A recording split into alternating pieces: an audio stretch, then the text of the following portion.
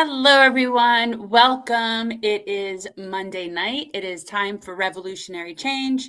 I'm Jen Perelman. I'm Peter Hager. And guys, you have to hit that like button because goodness gracious that's pretty bad. They're sticking us right in the freaking corner and not letting it go. Oh, it's not my birthday yet. Not till Thursday. Yeah, Jen's Thursday is going to be hopping and popping. What you haven't shared anything with me, but I'm assuming you do have some guests lined up for the birthday spectacular. I don't. I'm kind of not sure who I want to hang out with on my birthday. Like, I'm having a really hard time. Like, guys, maybe if you have any suggestions of guests that you know, maybe your friends. Like, I'm just trying to think of who would be fun to hang out. I am going to invite my parents to stop by early on in our show just because, but that also is contingent on them figuring out how to use, the Google and, StreamYard. So we'll see.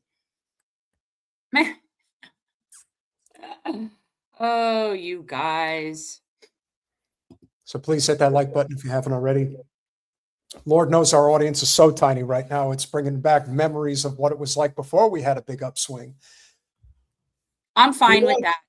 I'm fine with that. I like our people.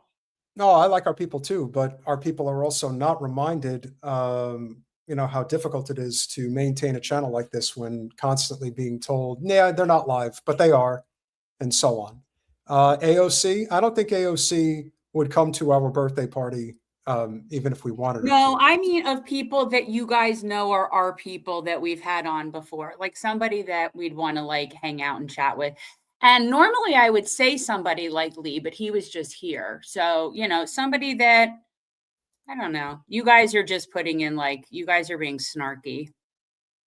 Well, don't worry. I'll think of who I want. I'll think of who I want to hang out in here. Well, on Thursday, I'll be in Los Angeles, so you'll see me from there. So I'll be celebrating across the country. Dr. West, yeah, that's a good suggestion. We haven't talked to Dr. West. This is something I wanted to tell you. So I love Dr. Morandi, right? Like I love Dr. Morandi. I watch him every day on multiple channels. He cooked up Piers Morgan pretty good the other day. Really? I love him. I love him. I've never met him. I don't know him. He's never been a guest on our show. And that is on our end. We've never reached out primarily because I know that he lives in Tehran and I know that they're 8.5 or 9.5 hours ahead. And so I just never reached out, but I love him. And I did find out that he and I share a birthday. Oh, okay. That's so cool. I can't tell you how cool that would be, but I know it's the middle of the night for him. Oh, how do you like that, Jen? Apparently Jill, wait, is it? Oh, Dr. Jill. You mean Jill Biden? Okay.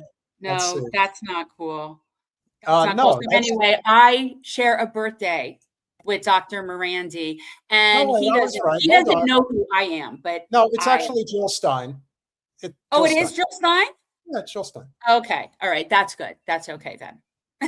That's okay. Who's sharing a birthday. How very sweet. Okay. That I'm cool with that. I'm cool with that. So as you know, our channel is very much devoted to the anti-Zionist cause, which is the biggest reason why we get suppressed, but it's not the only thing that we cover. One of the things that I thought about if I ever made a venture into the political arena, it's not going to be to run for local office because that is not happening. However, I do think that, as you've pointed out, that lobbying. Hold on 1 sec. Hold that. Same thing, guys, with Laith. He's in Lebanon. Not much better. Anywho, I would love to talk to him. Well, we could always pre-record, I want to know who I want to hang out with on Thursday night. It's irrelevant if we pre-record. No, I'm talking about just in general. I mean, we can. I know we can. It's easy for you. You don't have to I know. It's easy for you. We'll pick the right day to do it. Anyway, one of the biggest problems that we have in the United States, obviously, well, we have a lot of problems. Can't really pinpoint one. And again, you guys keep bringing up, people like Rania, and it's like you're picking up people that are in all other parts of the world that. But this is funny. Come on, Frankenstein. Al Frankenstein. 28.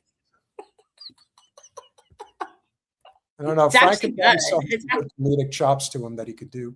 Yeah, Zaina is probably somebody. Zaina would be good. Yeah, Zainab is somebody that I would definitely chat with. There's a few. It's not like there's people. I don't know.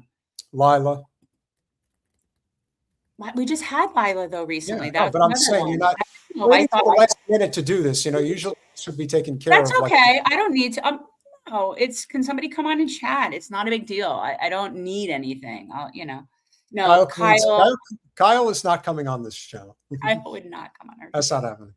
But what I will say is that transportation is definitely one of our biggest problems, without question. And Ryan, okay, Mehdi, whoever Ryan Dawson is, please connect with Rachel on that. I'm not familiar with him, neither is Jen. So if you can, that would be great. Fuzzy country balls. western singer, unless it's Dolly, there's no point. There's no. We could, Jordan hasn't been on in a while. Jordan's definitely a possibility for Thursday. Yeah. Jordan on his availability. Hassan Ook. Okay, you guys. Ryan didn't respond the last time I reached out. Now, whether it's just he's busy or whatever it is, I don't keep reaching out when people. He doesn't love AOC. In fact, he just called her out. I mean, he does. We're going to get to AOC tonight, guys. So we're going to get to her shortly. Look, yeah. Yeah, she ain't getting off scot-free tonight. That's for sure. Yeah, Blakely. So transportation is one of the big. We can invite Blakely. Yeah, Blakely would be cool. I want to be very clear. Blakely has a stalker, like a serious Zio. Really? Right now, yeah. So transportation is definitely one of my passion projects, as is nuclear energy, and I am a huge advocate for high-speed rail. When people ask, well, why is Brightline having the problems in the state of Florida that they're having? Because Brightline is all privately funded. It's a rich man's project. It is not. That's the type of project that if you are going to tax the population, you tax them for the greater good of society, which is public transportation. And in a state like Florida, which is the third most populous state, and the worst part about Florida is that not only are we the third most populous state, but it's highly densely concentrated areas all surrounding the coastlines. So it's not like this is a state that has a population like California. Even California's guilty of it too, but like a state like New York, where outside of New York City, you still have developed areas people can live in. The state of Florida, it goes from hyper densely populated to extremely rural. And that doesn't help people that are trying to get around. And especially since everything is done by car, now you have the issue here when, Brightline is trying to provide an alternative, but it's overly expensive. And why is that? Because it's a privately funded operation. And they're in it for the money. There is no public good. That doesn't exist in Florida. So this is a problem. Have you done the Brightline? Have you traveled on the Brightline? I've never done it, but I heard it's great. I did. And I have some thoughts. But I think it is nice. It's, there are certain things that are good and not good about it. But I think that one of the bad things, I don't know if they have a very high death toll in terms of fatalities and accidents at intersections. And yes, that's something. But you know what? That's Darwinism in the state of Florida, as far as I'm concerned. It is, but I want to suggest that the way Florida is constructed, that where any rail would be, where they're putting the Brightline, it's completely intersected with commuter traffic, right? So when you go to places that have better infrastructure, China, places like that, their rail is not intermixed with their pedestrian traffic, right? And that's our biggest problem. So even though we're doing it, our entire base infrastructure just is not set to accommodate it. It's a real situation. Pay close attention to this clip because there's a very important message that's kind of hidden here, but pay attention. Mass transit has recovered better than other cities since the pandemic. The service is reliable and the system is safe. There's just one problem. It costs too much. Not the price you pay when you tap your card. That actually doesn't even come close to covering the cost of your trip. Federal, state, and local subsidies accounted for just over half of the system's operating costs before the pandemic. In 2024, it was 85%. And a lot of that burden is falling on the DC government. DC now spends more on WMATA, the city's public transit agency, than it does on police. Good. You say that like that's a bad thing. I don't understand. I'm not understanding how is that a problem? I don't get it. Well, keep in mind that this is not the National Review. This is the Washington Post. Just say. And DC has its own budget problems with funding other vital public services. About 70% of operating costs come from just one source: labor. WMATA employs 13,681 workers to complete 304.7 million trips a year. That's about 1,000 more workers than it had in 2014, when it completed over 100 million more trips. For perspective, Berlin's public transit authority, with over 3 times as many annual passengers as WMATA, has 16,500 employees. Here is the one and only thing that I'm going to say in his defense from a WMATA is the Washington D.C. Metro Transit Authority. That's what, yeah, for DC, it's the DC Metro Authority. Correct. So here's the one thing I will say in his defense, and this is my libertarian side coming out. I do believe in efficiency. I do believe that there is a problem. The government is way too big and that people have jobs that they don't necessarily need. But this is also one of the primary arguments for a federal jobs guarantee. There are plenty of jobs out there that are not being filled that could be filled if we were willing to train people in order to do them. This is one of the reasons why I'm an advocate for publicly funded trade schools and tuition-free public college. Because again, if you don't actually need that many people working for the MTA, if you will, then come up with another solution. Not come up with, well, we should just kick these people to the curb. No, these people. I am not understanding what his complaint is yet. Right now, this man is just sitting here and spewing facts that mean absolutely nothing without context. And I'm not getting what his context is. Like, what's he saying? That they're inefficient? We'll say they're inefficient, but why are you picking on, like, I don't understand. He's picking on labor. He's not picking on the, again, why pick on the workers? Okay, this is the thing. That's what I don't understand. He's making it seem like we're spending more money on transportation than policing. And oh my God, we're hiring more people than we used to. I don't understand what he's saying. Let me also point this out, because we were just in DC. When you go into the metro, with rare exceptions, like if you're going through the 7th and 8th Ward, which I think primarily covers, I think it's the Green Line, if I'm not mistaken, almost all of the transit lines, especially 5 of the 6 transit lines in the city, they are clean, they are efficient, they've been kept up, and you don't have 1 million police like you do in New York crowding the subway cars. You don't have that. And yet, most people, I think, would admit that they feel pretty safe when they travel the trains in Washington, D.C. So this idea that, oh my God, we're paying more money for people to work as members of the transit authority than we are for the police department. I mean, what in the ever-loving hell are you doing?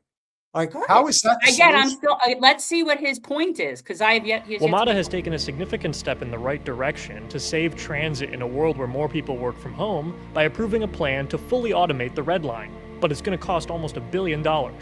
That's only worth it if labor expenses will be cut once the project is done. The problem is that making those cuts requires taking on the transit workers union and circumventing an archaic federal law that prevents job cuts at transit agencies that take federal funding. Once again, this is the Washington Post. Okay, so the Washington Post. Okay, so Jeff Bezos is arguing for the automation of transit and not having it be about workers running the transportation. Is that what I'm getting? Like, they're wanting to basically get rid of employees and have that just be robotic? All right. Yeah. Oh, I hope that, let me tell you, I want that to be sabotaged with nobody getting hurt so badly. Except for him. Maybe him. WMATA needs a credible plan to reduce operating expenses. And the only serious way to do that is to make significant labor cuts. That's the only way to do it? That's it? That's the only way. Just labor cuts. You know what that is? It's very reminiscent of propaganda, where they tell you, here's the problem, here's the only solution, and the only solution is our solution. I have an idea. Why don't we reduce some of those subsidies for the military-industrial complex and make sure that that money is facilitated to keep the MTA going at the rate that it's going at? Because I got to tell you, if there is one thing that I can definitively say is good about Washington, D.C., it's its public transportation. It's actually really good. It's decent. Yes. and Yeah. compare that to any other major city, I'm not even comparing Miami. Forget Miami. Well, we Even New can't. York. Florida is not No. equipped in so many ways. The way it is set up, the way it was developed, the way it was designed. Some things people just need to understand cannot be retrofit. No. That's just the way it is. Some things cannot be retrofit. And Florida, in terms of transit, is one of those things. But this guy, I don't get. So he's wanting to basically crush labor. That's where we're at. Okay. The basic financial problem isn't just an issue for DC. It's an issue for every major transit system in the country, especially the ones that have worse service than WMATA. If politicians view transit jobs as more important than transit service, there's only one direction that the cost to taxpayers can go: up. Okay, stop that. So do you see, everybody, this is part of media literacy. Do you see how he created a false dichotomy that you could either have better service, right? Or better for workers, that those two things cannot coexist. He presents it as an either or without any evidence other than he pointed out some employment statistics and then indicated there's too many people working there. We need to automate it. But he didn't even But he didn't even indicate a problem. It's not, it's like it would be one thing if you that said, guy? Who did that study? It's terrible. Well, again, Terrible he's journalism. an opinion. Dominic Pino. Horrible journalism. Horrible that you presented a problem that doesn't exist, and then gave a solution that isn't needed. So But this is the type, and let me tell you, that's quality video making that Washington Post wants to put out there. So this is the thing that they're complaining about. And listen, Bezos has spent a lot of money in DC. We all know that. This is not a problem. There's lots of problems in Washington, DC. That's not one of them. The transit? No, that's actually one of the best parts of the city. Yeah, the fact that that's what they're making a video, that's what they're trying to draw attention to, is some labor crushing initiative. The entire world is on fire. And yet, and by the way, I bet you that if you were to poll the people of DC, that this wouldn't even make their top 100 thing of what they would want done for them in their city. Not even. This wouldn't even be, it wouldn't even be considered. They'd probably start with things like, I don't know, affordability and housing and stuff like that. Maybe pay and, This is another example, and this is why, like I said, the best thing that can happen to capitalism is socialism. Because if you have to compete, this is why I've always said, the true benefit to have had somebody like the 2015, 2016 incarnation of Bernie Sanders running this country is that he would have created such a wave of left populism in this country that the GOP would have had no choice but to move to the center, and that's where they would be today. But instead, because of this crooked crony austerity system that has befallen upon us, we are now witnessing videos from the Washington Post saying, cut labor from transit. Of all the things. And again, there's no problem there. Not the problem that they're indicating. Good. You know what? I hope the people in DC, I want the transit workers in DC to come for his head on a pike. I want the transit workers in DC, because they will let. Can I also say one more thing? What in the ever-loving fuck is it about these Ivy League manicured men that have never, ever worked an honest day's labor day in their life, coming out there and telling people your job that you work with for manual labor, not worth shit.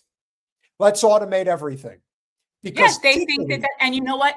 I wish for them a world where their whole world is automated and they don't have any human interaction and they don't have any services or anything that requires humans, and see how long they actually can last like that. Because I would give it maybe an afternoon. I don't think that the automation is going to be what people think it's going to be. I just don't.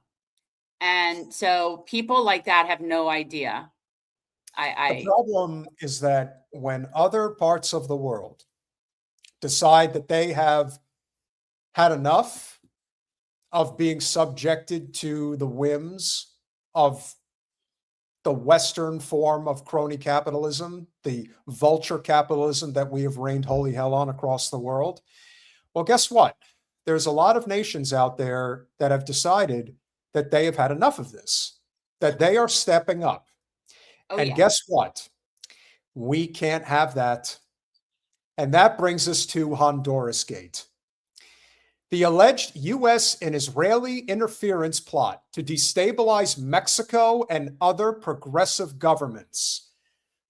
So let me ask you this. Like, I know this is now current news, but the concept of that their priorities has been to destabilize those specific countries is basically common knowledge amongst people on the left. Like, we know this, right? Yeah. So what's the new information that what has changed that makes this be where we have something to prove this? A leaked audio recording points to former Honduran President Juan Orlando Hernandez, Javier Milei, and the Donald as attempting to create a platform to spread fake news about the administrations of Claudia Sheinbaum, Lula, and Gustavo Petro. Of course they did. There's that douchebag. The United States and Israel, with the help of Honduras, are allegedly positioning themselves on the geopolitical chessboard to control spheres of influence in Latin America. Oh, that's new. The news outlet Diario Red in America Latina and the website Hondurasgate have revealed in an investigation based on leaked audio recordings the interventionist intentions of leaders of the global right. One piece of evidence released at the end of April claims that former Honduran President Juan Orlando Hernandez, pardoned by Donald Trump from his 45-year sentence for drug trafficking. We totally got to stop those drug traffickers. I was just going to say, while we're still blowing up boats with zero evidence, zero reasonable cause, nothing, just blowing up boats, say, narco traffickers. Oh, okay. With the support of the Republican president himself, his Argentine counterpart, Javier Milei, and the current Honduran administration are conspiring to create a channel for disseminating fake news with the intention of spreading misinformation and destabilizing the governments of Brazil, Colombia, and Mexico. You know what? They're so 3 steps behind. You know, I feel like this is something that Sheinbaum would anticipate is happening. This is the kind of thing, like, they're not, the jig is up. I just feel like we see this. The second installment of the Hondurasgate scandal, of the 3 released so far, includes a recording of an alleged conversation between Hernandez, who had become an operative in the region for the U.S. president, and the current president and vice president of Honduras, Nasri Asfura, and Maria Antonieta Mejia, respectively. The objective: to undermine the administrations of Claudia Sheinbaum and Gustavo Petro, both of whom adhere to left-wing ideologies.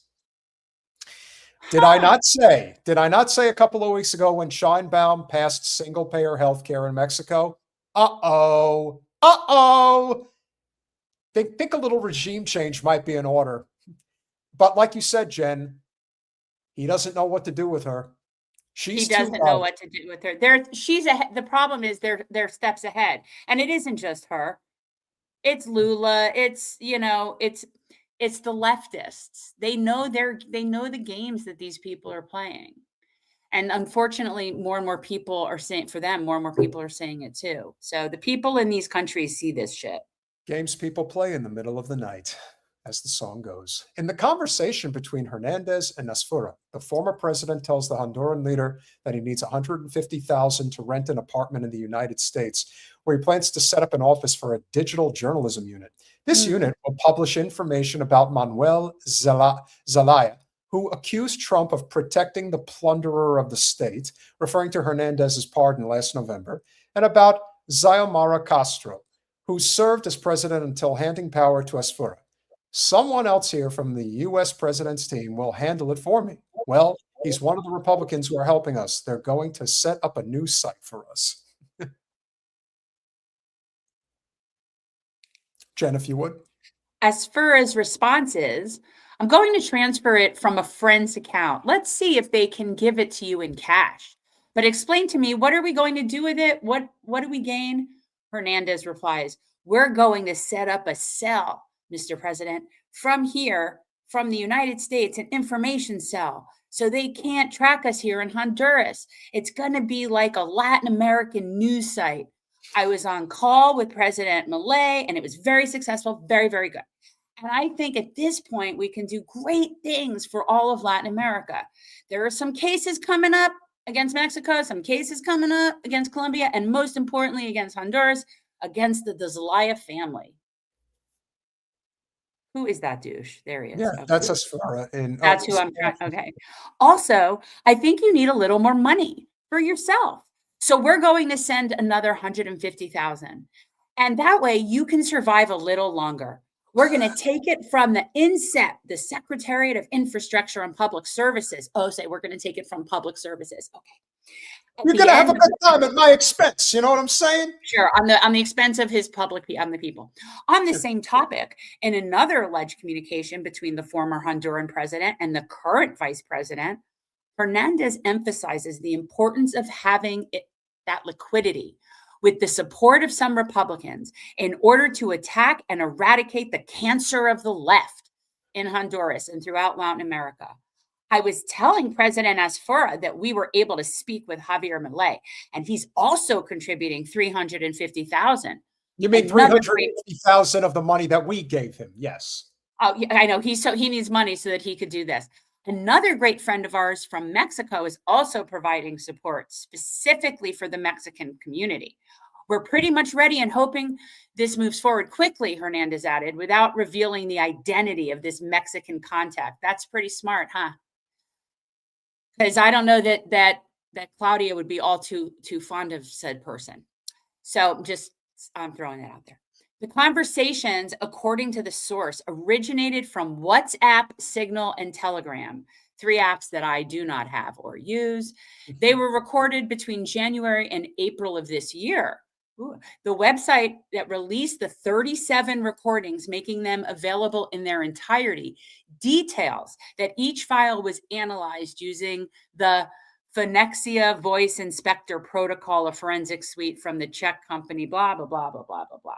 Okay, so it's been authenticated. Mm-hmm. Continue. I'm not going to sit here and cross-examine the expert on that. We'll just say stipulated. Okay. How much longer does it have, Colin?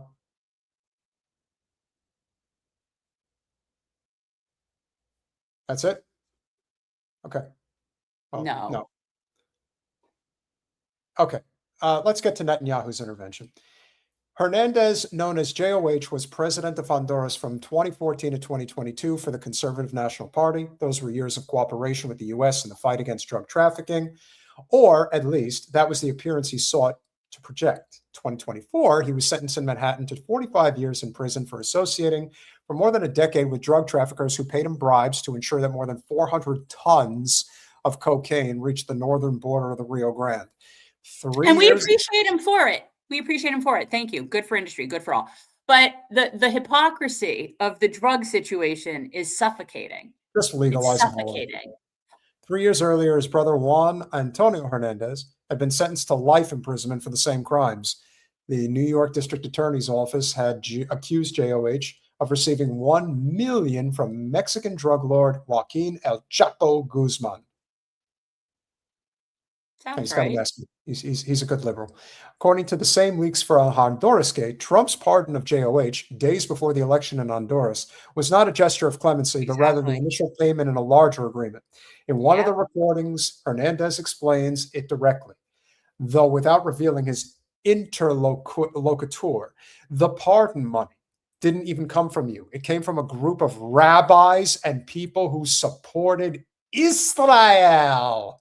Yep. In another audio recording, he says that Israeli Prime Minister Netanyahu Milikowski had everything to do with his release and the negotiations that made it possible.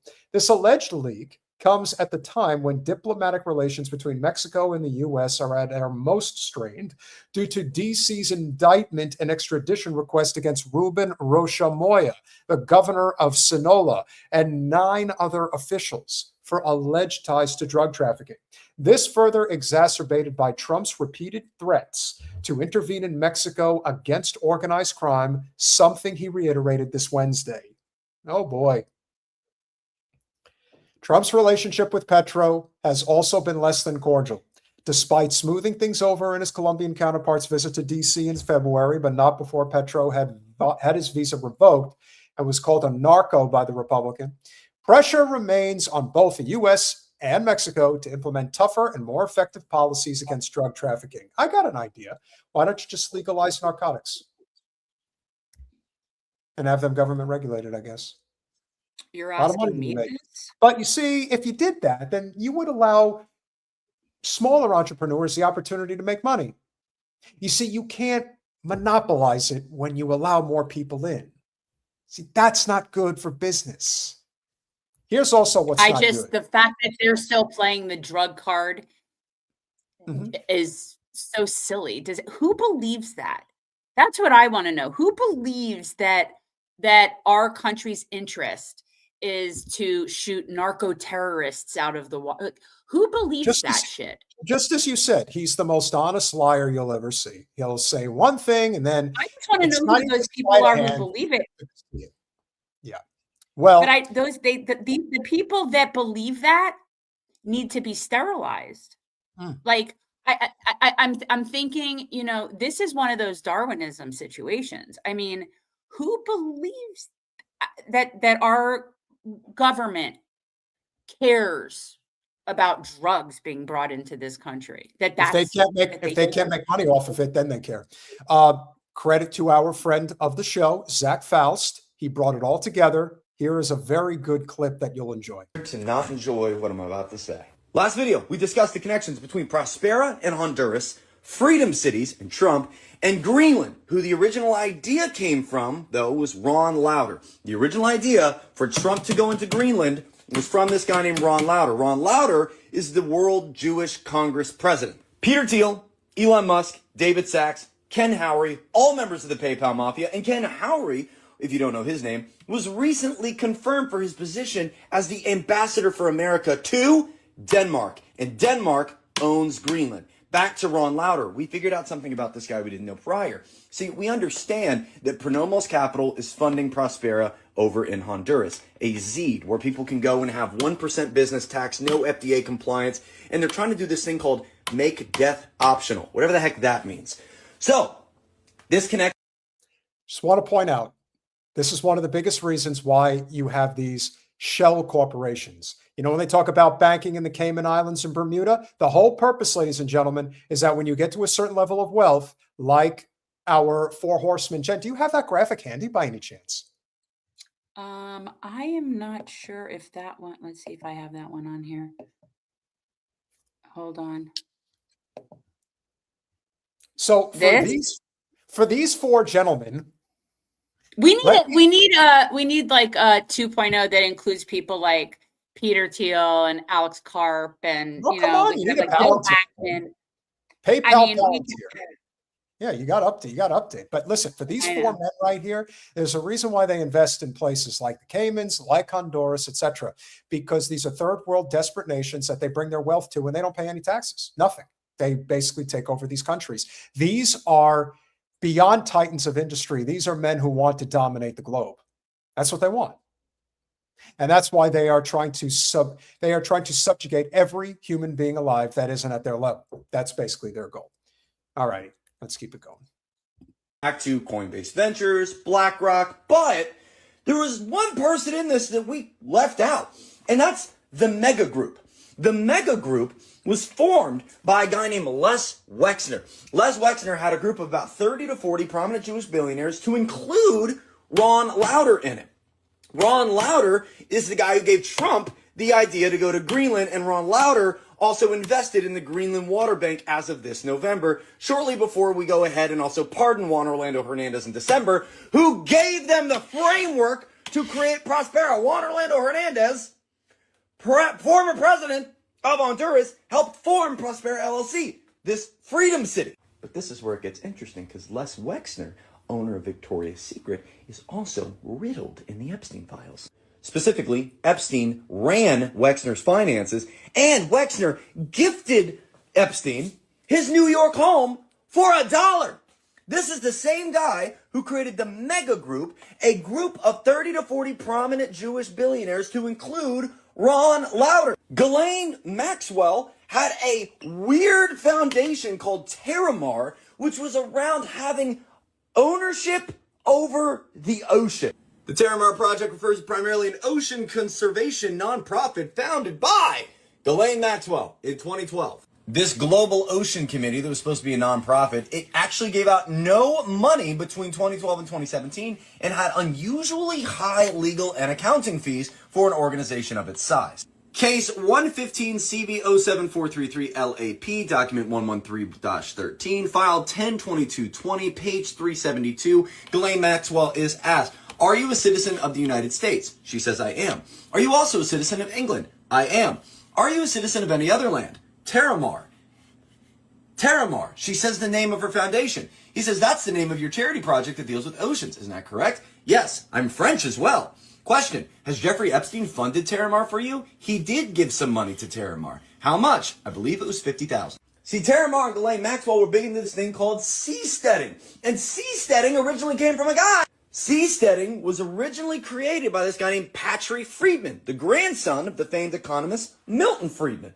Patrick Friedman created a fund called Pronomos Capital, and Peter Thiel, Musk, Sam Altman, all them invest into it. And guess what that Pronomos Capital funds?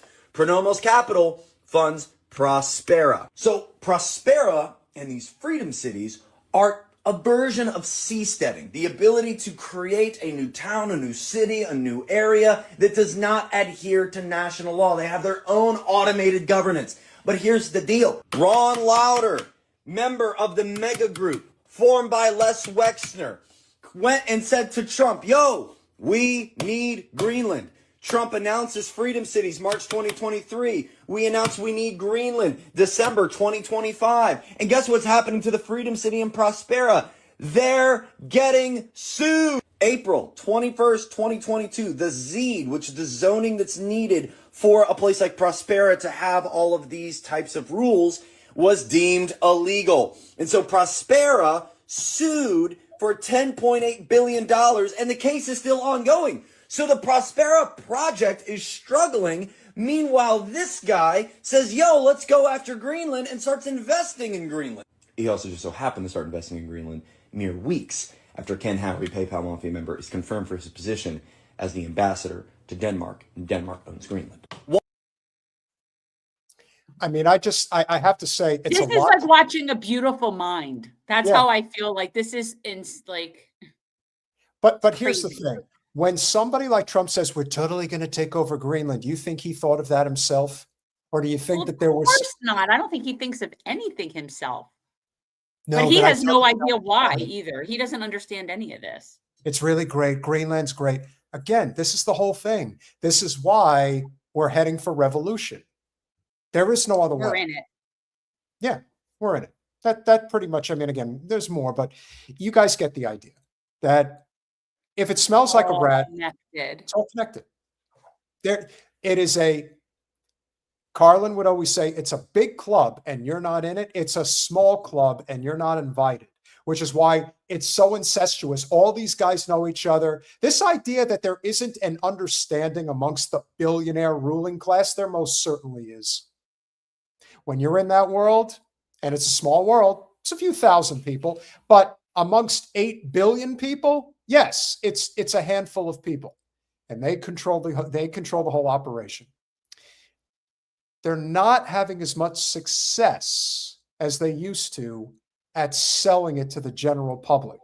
And I do think that the Epstein files plays a huge role in this. What do you think?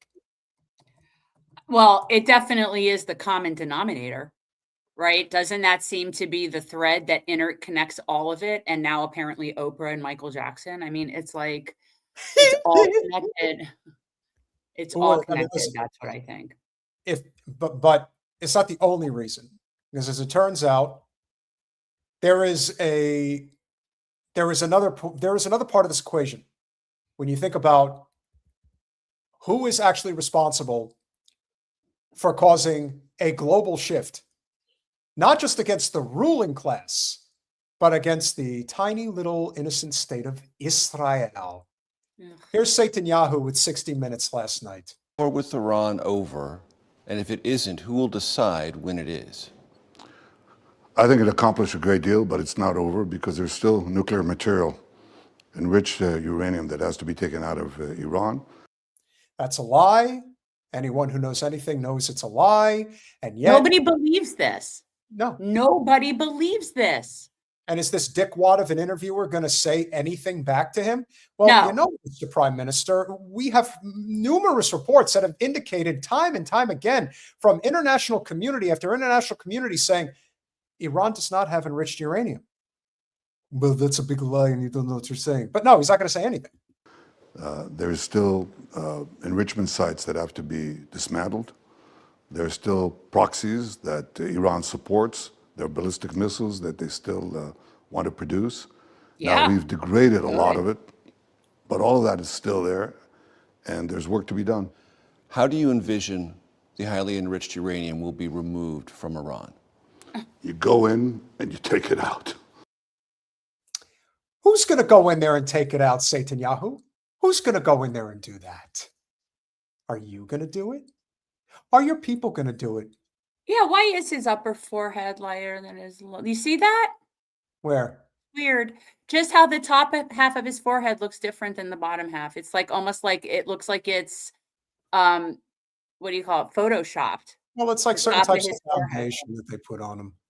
I don't know. It's kind of He don't look like he's getting much sleep, I could tell you that much. I hope he never sleeps again.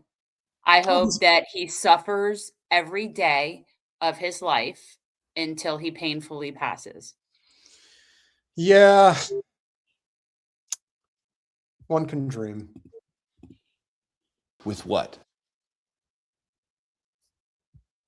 Special forces from Israel, special forces from the United States? Well, I'm not going to talk about military means, but what President Trump has said to me, I want to go in there. And I think it can be done physically. That's not the problem. Oh, it is. Oh, but yet it is. And you know that. It is, most definitely a problem. Especially now that, I don't know, our friends in the UAE and Qatar aren't being so generous with their space right now. When he says that Trump tells me he wants to go in, I'm like, is anybody going to ask Trump in a White House press briefing, Mr. President, Netanyahu says that you definitely want to put ground troops in Iran. Is he lying? Or is that what you intend to do, sir? I want to know the first person who's going to ask him that question. Nobody. And whoever it is, it'll If be a you have woman an- that he calls Piggy. Quiet, piggy. Agreement, and you go in and you take it out. Why not? That's the best way. What if there isn't an agreement? Can it be taken out by force? Well, you're going to ask me these questions. I'm going to dodge them because I'm not going to talk about our military possibilities, plans, or anything of the kind. And I'm just trying to get at how long is it going to take to achieve that aim? I'm not going to give a timetable to it, but I'm going to say that's a terrifically important mission. Well, you've been saying the same thing for, I don't know, 30 years. So, timetable doesn't seem to exist. So, Yeah, and considering they are allowed to act with impunity, they can just say it will take some time and no one will care. But that's not the biggest problem, according to Netanyahu and the interviewer. It's this. Anti-Semitism, this vile vilification of the Jews, took a reprieve after the Very Holocaust. definitely. Took a reprieve. Took 80 years. It wasn't fashionable to be anti-Semitic, so you didn't say these things in polite society. But it's come back. It's almost like it accompanies us throughout. What is that about, Mr. Prime Minister? I think Because I want to stop you right there, because in my career, which started in 1990 in Washington, up until very recently, it was an established fact in Congress. Established fact. The Republicans and Democrats had a default proposition favorable to Israel. Not always, not universally, but a default proposition that began with, yes, That's not true anymore. That's less true than at any other time I've covered Washington. That has to be reflective of something else. Yes, it is. Well, these are historical cycles, which So my you're in a father... historical cycle. Yes, we are. I mean, anti-Semitism is... Ebbed and flowed, yes. Yeah, but it ebbed and flowed, but it flowed throughout our history. And the reason it, you know... But America's not a place where things like that tend to come back. Well, they can come back. They were there in the 1930s Yes. with Father Coughlin, and they ebbed because of the war, but it's come back. Now, in case those of you who don't know, Father Coughlin, yes, that's Father Coughlin. Father Coughlin's one of the leaders of America First, who doesn't want to go to war, especially on behalf of Israelis. But of course, Netanyahu, who truly hates our country and just sees us as, you know, vermin. This son of a bitch has been getting away with way too much for far too long. And look at these two men, Jen. They're so enamored with each other because of the level of society that they are at. What is the problem? Why is there anti-Semitism, Jen? Are they just Jew haters? Is that what this is all about? At this point, you know what, quite honestly, at this point, yeah, maybe. And I still don't care. Cares. I don't care. I don't care. People are allowed to hate people. They're allowed to hate people. We're allowed to hate people. I mean, I don't, but I could. I have the right to hate people if I want to hate people. I hate this piece of shit. I'm glad. So, I mean, the idea that you can police thought that's what should be scaring everybody. Not the fact that there's anti-Semitism. There'll always be anti-everything.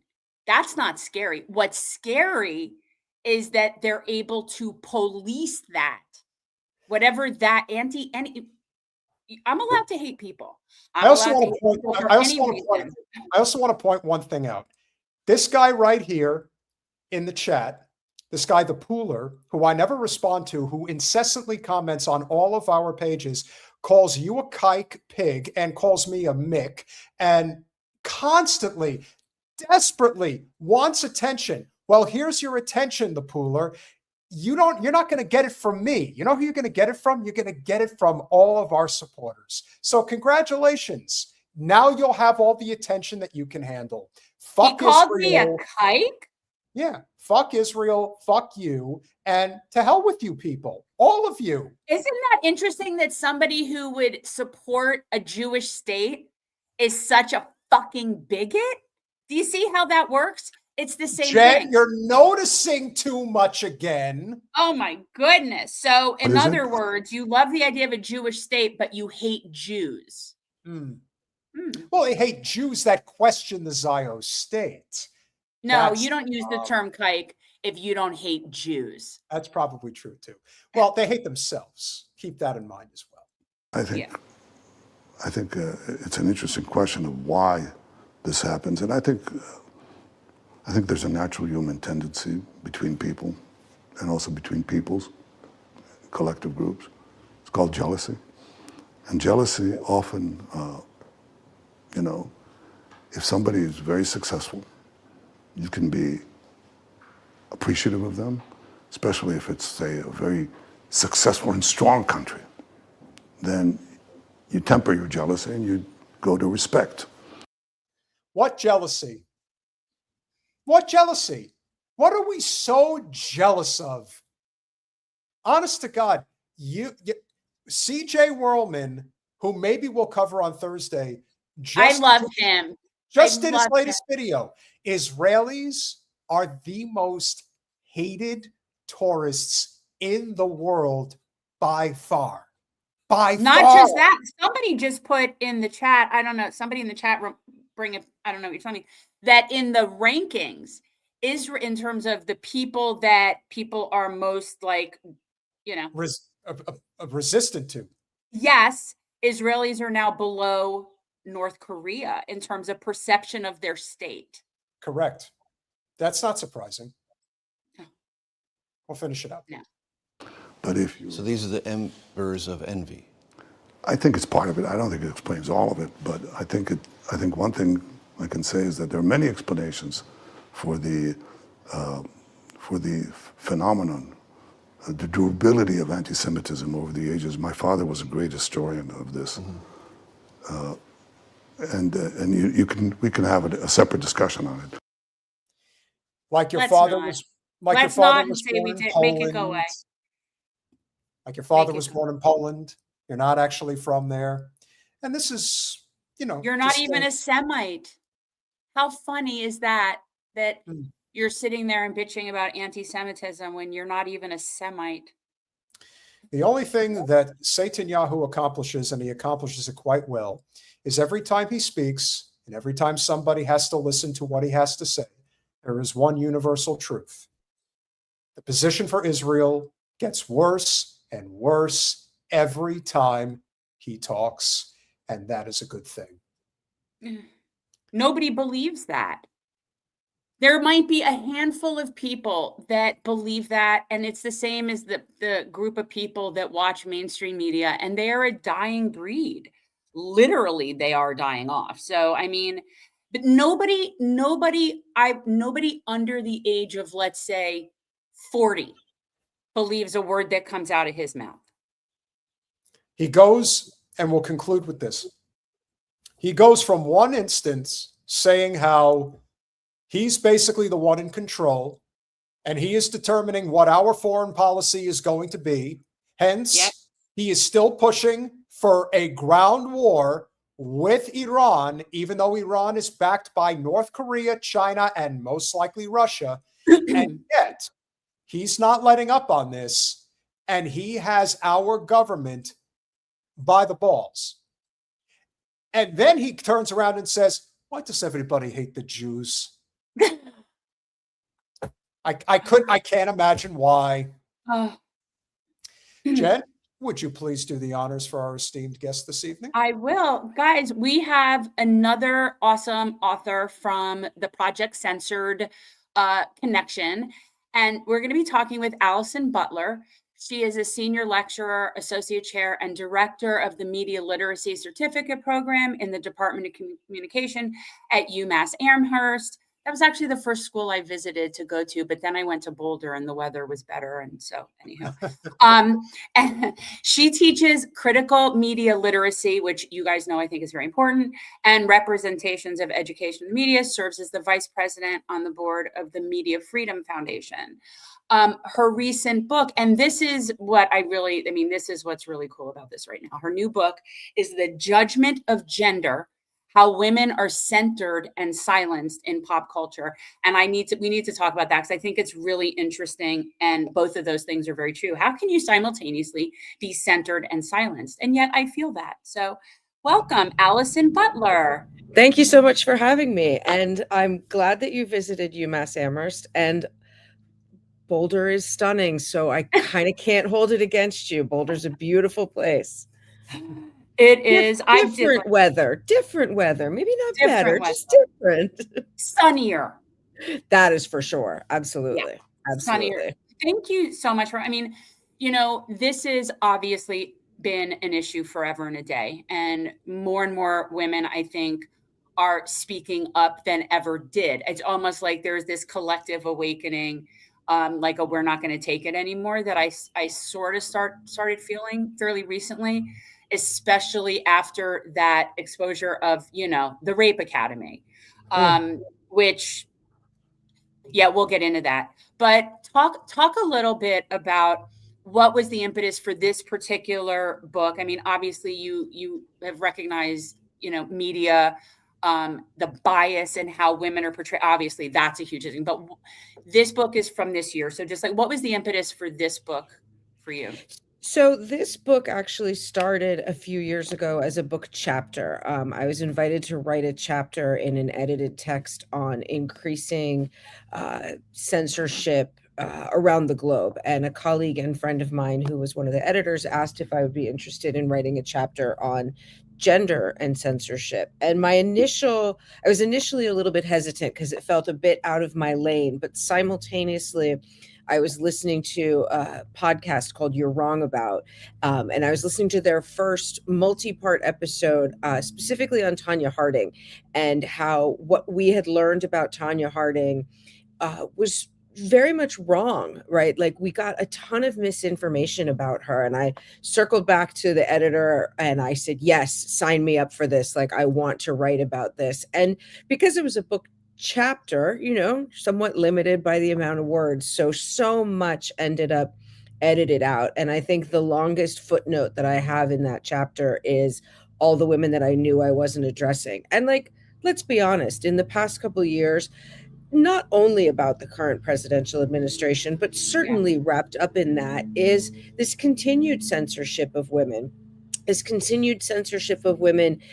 in society and in pop culture, and then how those two sort of interact. So my impetus for writing it and having it be, I could have never stopped, right? I could keep, this thing could be a tome. I could just keep going. And in fact, I sort of had an end date. Like, we got to end at this date. We got to stop this. A book can only be so long, and there's going to be a lot more to say about it. So I do think it is timely, but I also think we live in a world right now where it is going to be timely for some time. And that's a little concerning.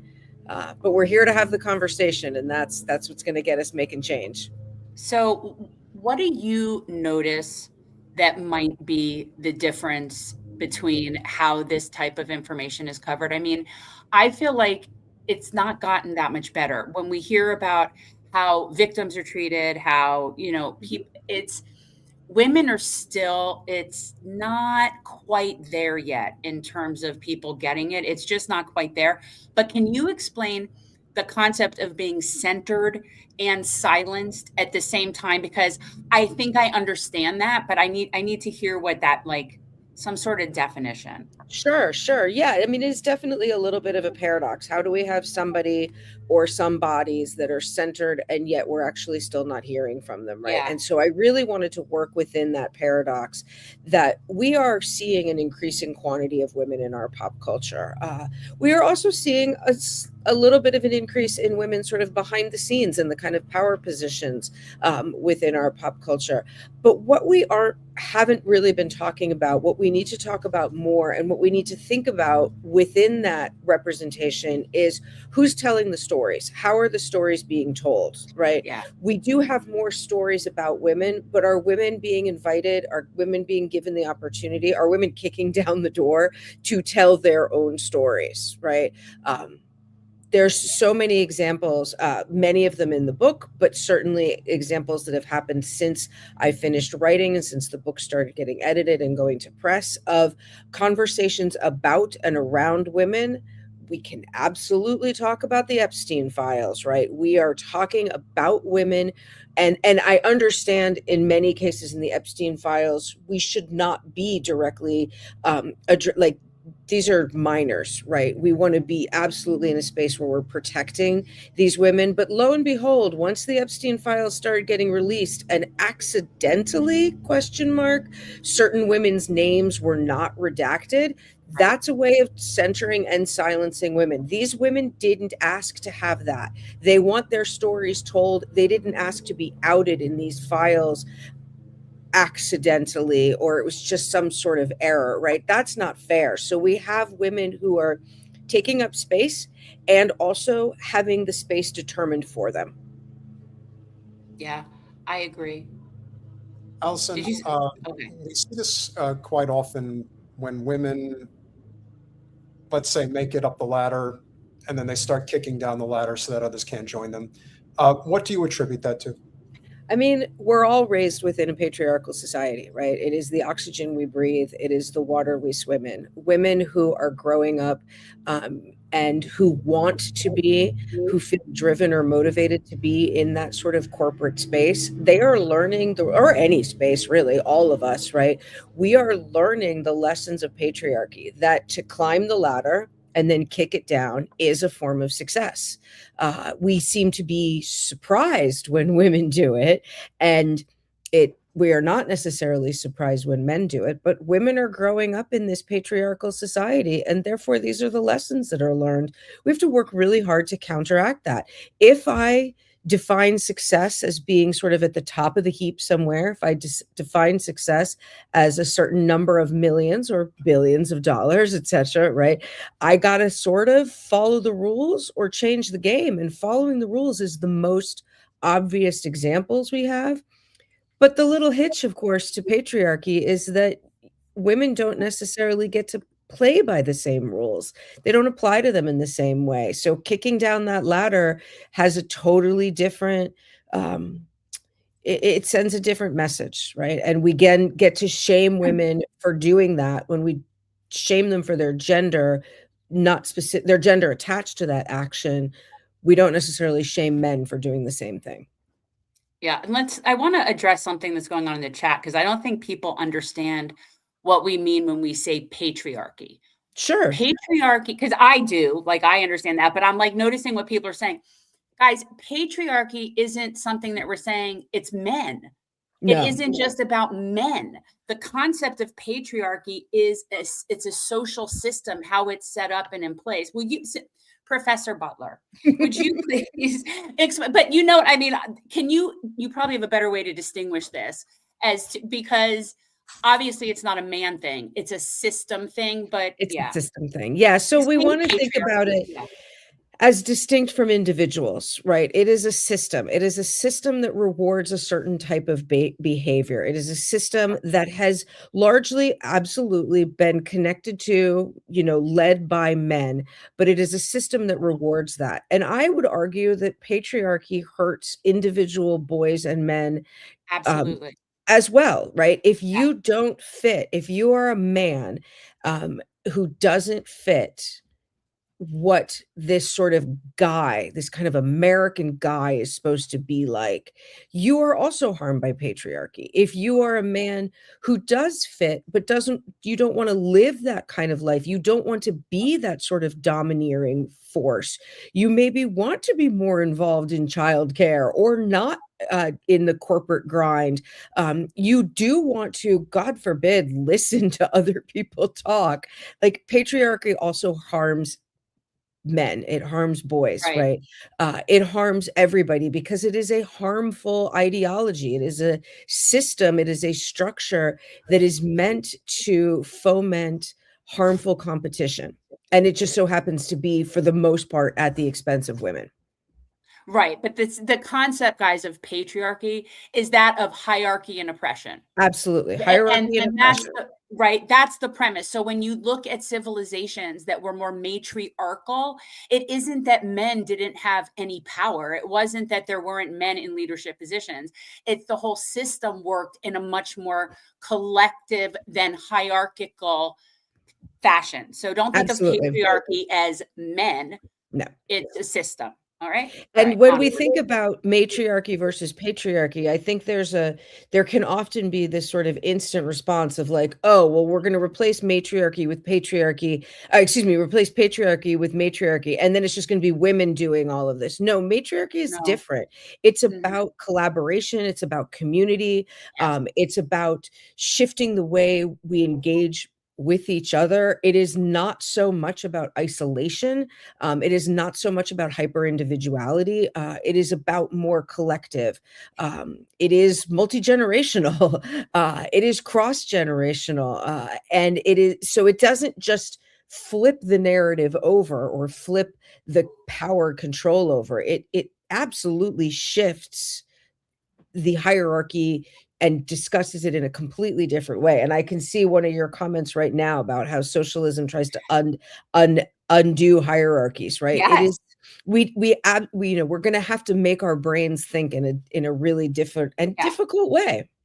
Yeah. I mean, socialism to me, yes, definitionally workers on the means of production, but the concept of social good is a more matriarchal concept. Just inherently, that is more matriarchal versus patriarchal is hierarchical, right? Like, that's much more what we say. So that's what we're talking about. You know what I mean? Take it up with dictionary people if you don't like the Latin root for Pat and Matt. I don't know what to tell you. Hey, look, one of my best friends writes the dictionary. She's a lexicographer. So, if you need an inside scoop, let me know. I can connect you with the writers. Yeah, Well, see, no, matriarchy is not the reverse of It's exactly not no. just the reverse of It patriarchy. is No, it's exactly. It is a yeah, completely different system. It's a it's a completely different different. way It of doesn't thinking. mean women become in charge. no, That's not the point. it's the wicked stepmother in Cinderella. It's basically that's the matriarchy. Now, as the all-American white male, what I can say is that I do believe that the patriarchy, as you call it, there's a lot of psychosexual connotations that are involved in that. Men being the hunter-gatherers, they pursue women, they want to dominate them, they want their conquests, etc. And so the system is designed where the man who has the most resources is the one who gets them, whether they're most attractive or not. But there's varying degrees how that works. Could be looks, could be strength, could be intellect. And so you kind of lean into that. It becomes sort of a self-fulfilling prophecy in many ways. Sure. And if you have the disposition, unfortunately, at least 4%, probably higher today, considering how capitalism is collapsing in the United States, of what percentage of the human population, especially in this country today, identifies as some form of either narcissistic, psychopathic, or sociopathic. Those things become accelerated to such a degree because those behaviors are rewarded. They are. Yeah. And I've often said, and this is the whole thing about Luigi Mangione that I think is a story that Mm. never gets identified enough with, which is Luigi Mangione allegedly took out one person with a gun, whereas the person he took out with a gun is a person who has taken out hundreds of thousands of people with a fountain pen. And because it's clean the way he does it, and because it's monetarily advantageous to do it the way he was doing it, he is rewarded in a society, whereas you took out somebody who was an exceptional performer within the capitalist system. We can't have that. That's Sure. not allowed. That's That's a what I- patriarchy thing. Yep. That's the point. As you call it, that's what it is. And But so, to your point of the evil stepmother, like let's actually think about the evil stepmother a little bit. One thing we need to think about with our narratives of evil stepmothers is that part of the reason why we have the stepmother is because the mother died, right? And the evil stepmother, if we think about where our fairy tales and how our fairy tales originated, we're looking at women who had figured out how to survive, who are living at a time of extreme difficulty. To access food, to access shelter, to access warmth, to access nutrition. I don't want to blame the mother. I'm not here to be to blame mom, but the stepmother had a certain set of skills that she was able to survive. And so I think we need to kind of rethink about, when we call her evil, and that we're looking at somebody who could persevere. And maybe we need to kind of flip some of our own narratives. But I think you're I mean, I absolutely 1,000% with the idea of, our health insurance companies are somehow above reproach. Absolutely not at all, right? The sheer quantity of that it is somebody's job in health insurance companies to always say no to people who are in need of help. That is an abomination, absolute abomination. and that's why one of the last stories we covered before you came in here, is that of, and again, I see people in the chat mentioning Hillary Clinton. I think Hillary Clinton is more dangerous than Donald Trump, my opinion. And you look at somebody now like Claudia Sheinbaum, who is leading the country to the south of us in a rather exceptionally effective way. And now that she has brought single-payer health care to the forefront in her country, you are seeing the patriarchy, if you will, decide, oh, well, we got to get rid of this one. I mean, she's got to be dealt with. You don't even know that your place isn't even in the kitchen, much less even being in, the governor's or whatever you call it, the president's mansion in Mexico City. No, we can't have that. That's not allowed. And so all the signs are there. All the signs are there. And so I think that more people should be recognizing these behavioral patterns that come with this system broken the way that it is. How far are you willing to go? Are you willing to kill? Because the people that typically get to the top do to kill.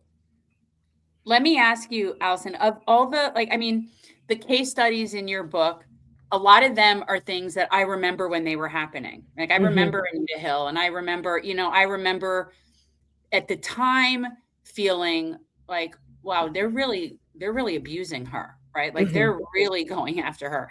And it really hasn't gotten much better, right? When you see how it's people now, how they're being treated. What was the most interesting one? Like, what case do you think, like, what story is one that people might find really interesting? Oh boy. I mean, I agree. The reading that I did about Anita Hill and Clarence Thomas was matched only, of course, by the reading about Christine Blasey Ford and Brett Right. Kavanaugh. Right. And so that was definitely, I try to be optimistic. I work hard to be optimistic about the ways in which we make change, the ways in which we can make progressive change. And when we looked at some structures of the Supreme Court post Clarence Thomas and pre Brett Kavanaugh, we did start to see some change get made. I won't say it was huge. I won't say it was incredibly progressive by any stretch of the imagination, but we started to see something, and then we went right back to where we were, right? And so when we look at the time difference between, the early 1990s and then the late 20 teens, right? 2017, 2018, 2019. And we have almost the exact same narrative told in Yes. almost the exact same way. Obviously, the racial conversation and the racial intersections were different, but you have you have a man who is Yeah. credibly accused of workplace harassment. You have another man who's credibly accused of personal, like home-based harassment, right? Absolute credible arguments, absolute covering up of what quote unquote really happened, and you have almost the exact same outcome. That to me is concerning, to say 30 the years least. later. That's right. That's 30 to put it. years later. But it truly, my reading for those was kind of back to back, parallel to each other, and it was almost the exact same thing. And that is something that I think we need to be really carefully considering: is what are we doing today that we might repeat in 30 years? What can we do today to not repeat in 30 years? So those were definitely a couple of stories that the chapter that's part of in the book is our sort of generational lineage of harming women. That's not the only case that we see it. That was the case that I decided to focus on most in that chapter, but that's certainly not the only time that we see it. Some maybe different examples is, we look at the way Princess Diana was treated, and we're seeing how Meghan Markle gets treated, right? We look at how Madonna was treated when she first was ascendant in the pop scene, and we see women, woman after woman after woman in pop culture, in pop music, being treated the same way. So we have a habit of harming women over the course of generations. Maybe we can take an opportunity when we see that plainly written out to say, what could we do to potentially change that? And that wouldn't stop with I mean, those are the most obvious examples, I think. But when we look at certainly the way that women of color, when we look at Indigenous women, we're not seeing 30 years. We're seeing hundreds of years of mistreatment. Oh yeah. The thing that I'm just curious, was there any difference at all in media coverage and bias between Anita Hill and Christine Blasey Ford? Because I was a kid the first time, so but it didn't seem that different to me. It felt like the media turned the blame onto her. Oh, I mean, I think absolutely in both cases, the media blamed, our corporate media absolutely blamed Anita. Yeah. I mean, 1000% blamed Anita Yeah, Hill.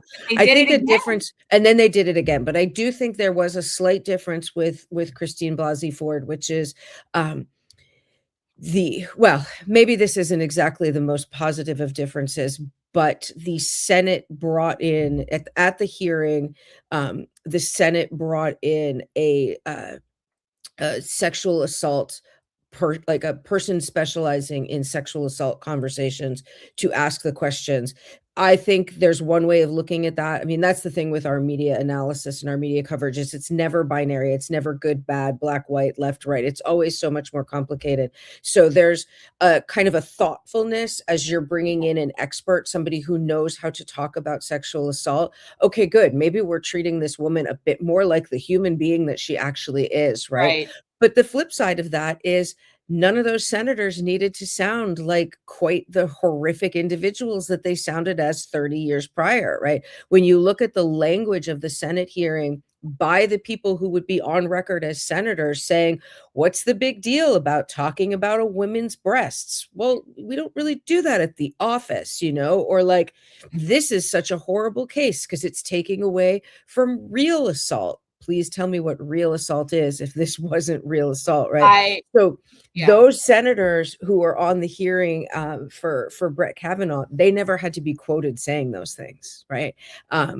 I think there. So we had a More slightly awareness, different, right? maybe Like it's more social awareness. Awareness. Yeah, and also we had there was definitely much more awareness of and maybe attention to citizen journalism, independent media.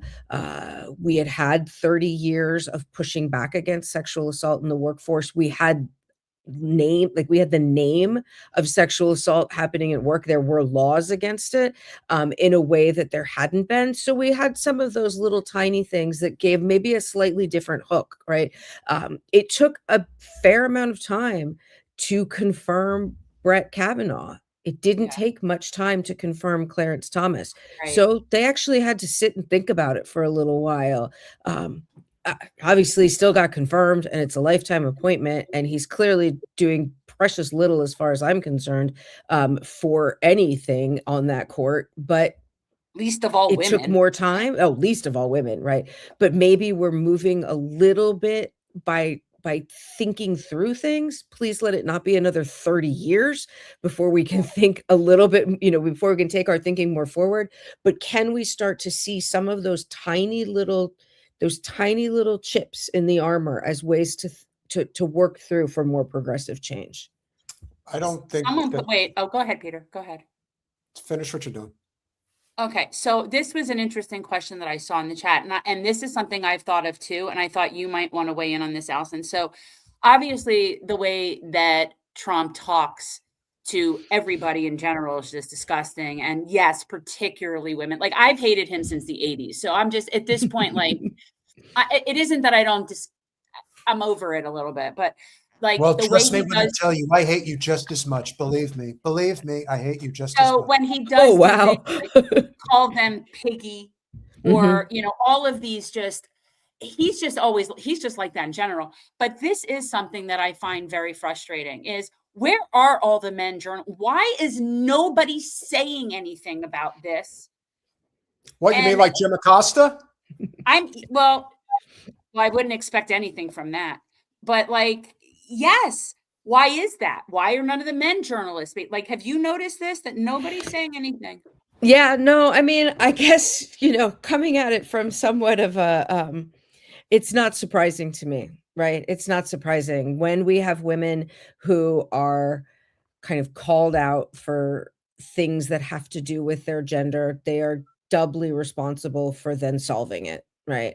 That when we talk about allyship or supportship or standing by folks, there is a line that people don't seem to know, like a line that we want to be crossed, that people don't seem to know how to cross it, which is, how do you use your platform to stand up for somebody else? Everybody is going to get called names by that guy. Everybody is going to get called names. I do think it, again, aside from whatever her policies were, I do think it's really telling that the worst thing he ever called Nancy Pelosi was Nancy, in this kind of like, he just couldn't come up with a name for her. I remember there was one press conference where he was, going off on all the things that she was doing wrong. And he's like, Nancy Pelosi, I call her Nancy. And I was like, that's as far as you go. Okay. So there's something about her that intimidates you. I totally called her Nasty Pelosi. So I think, oh my goodness, look at that. Right. So I think there's something where it's like, women kind of get put in the spotlight of being called all these names. Obviously, the names are attached to them very specifically being women. They're bodily insults. It's physical insults. It's very much about their bodies. It's, it is a tale as old as time. It's Or you're that they don't smile stupid. enough, or, that they, yes, absolutely, that they're stupid. But then it's like, well, you're so much more adept at this. You're going to be able to defend yourself better than I can defend you. And so I think there's also just this isolation that women have to then, accept the insult in whatever capacity and also be the ones to push back on it. I guess nobody really, I mean, who does want to be called names, right? Like, there's a part of me that it's like, I kind of get it. Like, you put yourself out there, you're also going to be called names.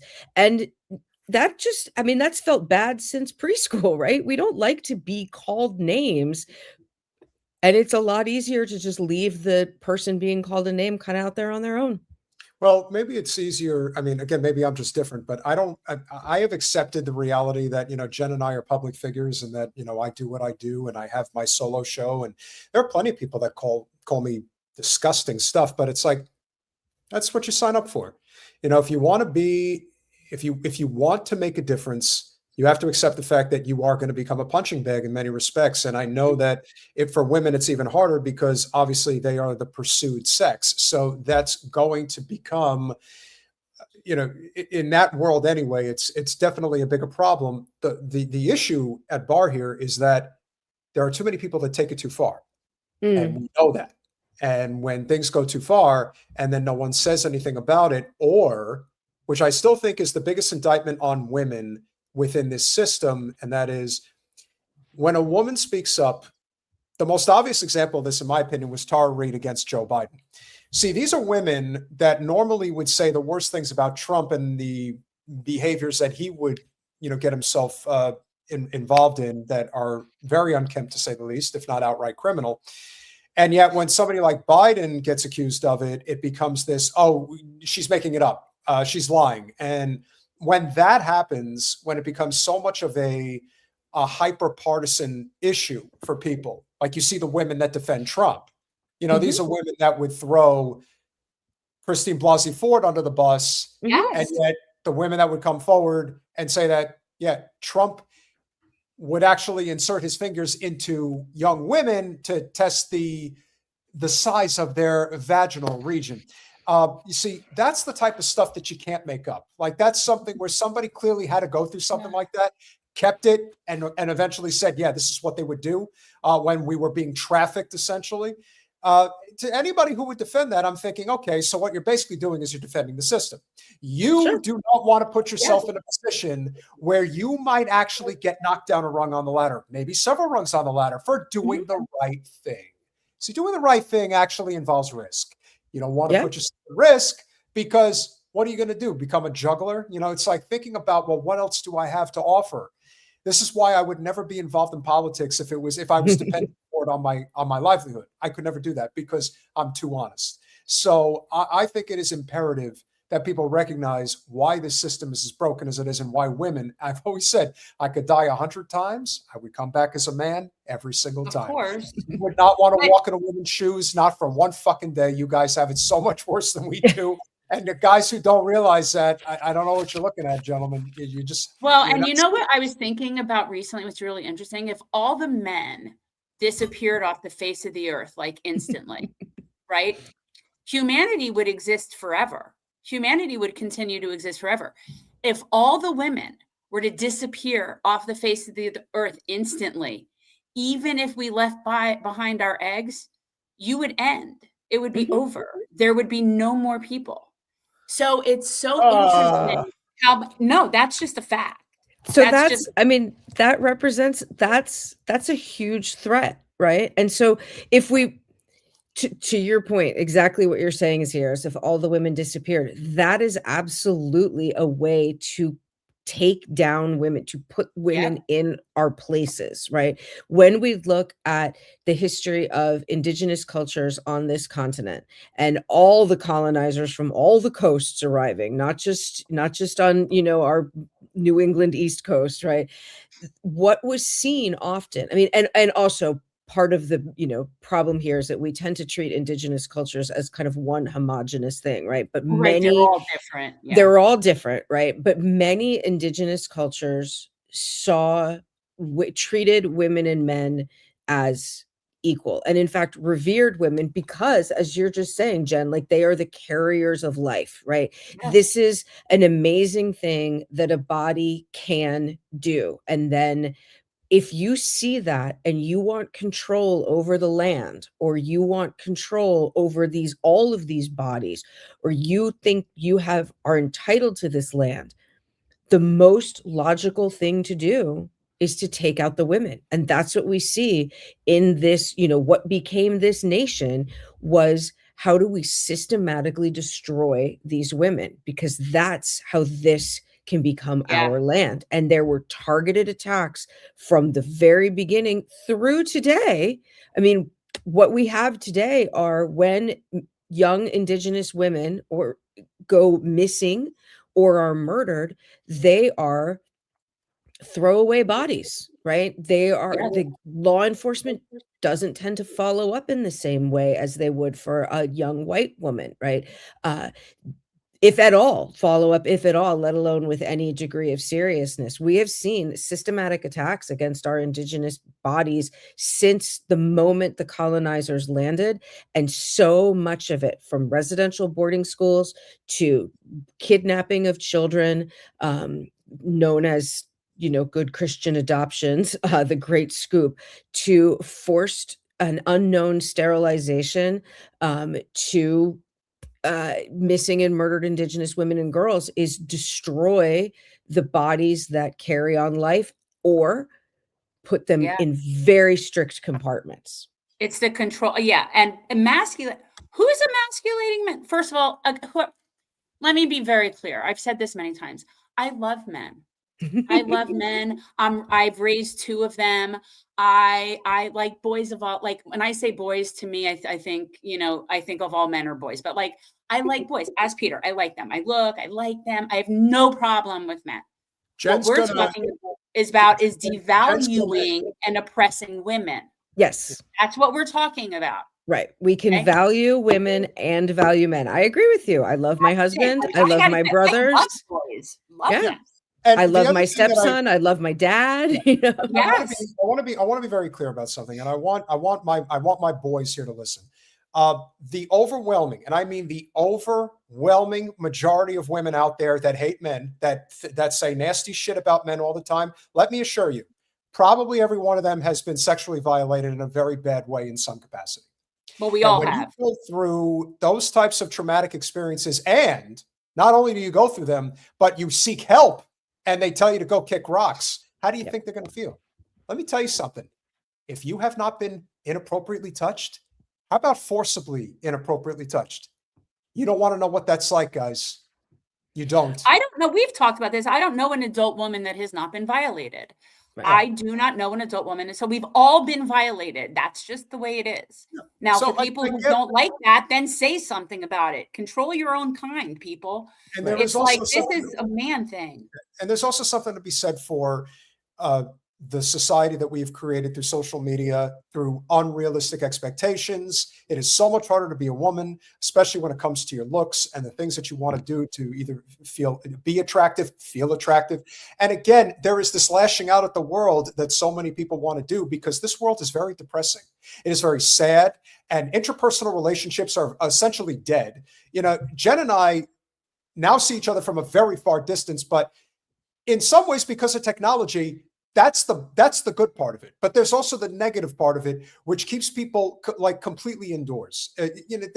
There really is something to be said for how we've ended up where we've ended up. So, again, like you were saying about pop culture, I call it celebrity obsessed culture. We have a very big problem in this country who we look up to, who are really, doing things. And you did mention Madonna. Madonna, aside from the fact that she is not who she was 40 years ago, who is? None of us are. Madonna, you could say what you want about her. She was quite the talent in the mid-'80s. She really had something going, as did a lot of other women. And the one thing that I've noticed over the years, and this is my final thought in terms of the conversation this evening, and I've mentioned this to Jen many times before. I think one of the things that has happened from a man's perspective that has made things as bad as they are today, in terms of what women have to go through, I think pornography took a very significant turn probably in the mid 90s, I would say, is really when it started. It was a conglomerate. It was a conglomeration of a lot of different things. But you go back and you see the way porn was done in the 70s and 80s in particular, and there was abuse going on. There's no question. But in terms of how the women were generally treated, there was a level of respect that women had then that got deteriorated to the point today in which women are just considered disgusting, slutty whores, and they should be treated like crap. That includes the way that they talk, the way that they are treated in terms of scenes, things of that nature. And again, I think that in so many ways, well, at least we've progressed from getting burned. I mean, Sure. so now we don't get burned. I mean, we don't get set burned on at the fire stake. for which Yeah. right. We've progressed to being slut shamed. Well, yeah, but then you take it into where we are today with things like OnlyFans and the objectification that has just become completely insane. And of course, the people who run these organizations are the most depraved humans alive. So that I think that has a lot to do with this. I do. I think that's I would push back a little bit on the idea that porn might have been more respectful or less harmful in the 1970s. I think we would need to add in a couple other things to that. Our technology was different, right? Our media outlets were different. When we look at the development of the pornography, well, first of all, I mean, pornography has been around since as long as we've figured out our body parts, right? But when we look at what we might consider modern or contemporary pornography, what we're also looking at is the way technology changes, right? The reason why we had such easy access to VHS tapes to watch anything, right? To watch movies, to go to the local video store on a Friday and pick up VHS. The reason why we did that is because VHS was cheaper to make. And the reason why VHS was more plentiful was because the porn industry chose VHS over Betamax. Betamax is a higher quality tape, but it was more expensive. And the porn industry went VHS, and the rest of us watched our G-rated and PG-rated movies on VHS, largely because of the porn industry. When we all started getting cable television and getting pay channels like HBO or Cinemax or so on and so forth, our cable bill, and when cable was like on top, right? When cable was the thing, like part of the reason why our cable bill was, it was sure felt expensive, but was as inexpensive as it was. It could have been much more expensive. Was a lot of those corporations that had private channels, they funded them through pornography, right? I mean, it might have been late night on HBO or Cinemax, might have been like the soft core porn, but the hardcore porn paid for all of that. It brought millions of dollars into it. When we started moving out of VHS into laser discs and DVDs were cheaper to produce and cheaper to shoot on, and the porn industry did that. And when you and I first got the internet, it was largely text-based. The porn industry absolutely helped fund an increasing visual technology. And now we don't need to leave our houses for pornography. So we've got a lot of that behind the scenes, not just the representation, which is of course hugely important, especially in pornography, because we're looking at how it has been deemed acceptable in a certain industry and on a certain level to treat women's bodies. The vast majority of mainstream porn, I'm not going to get into the fringes of it all, I know less about that, but the vast majority of mainstream pornography is, as much as any of this is written, produced, and directed by men. It is for male pleasure. Women's pleasure in the sexual acts is superfluous at best, right? Any type of woman involved in any sex acts in pornography is there for male pleasure, even if it's, girl on girl. It's to entice men, not to entice other women. This has shifted, obviously, as our technologies have become slightly more democratized.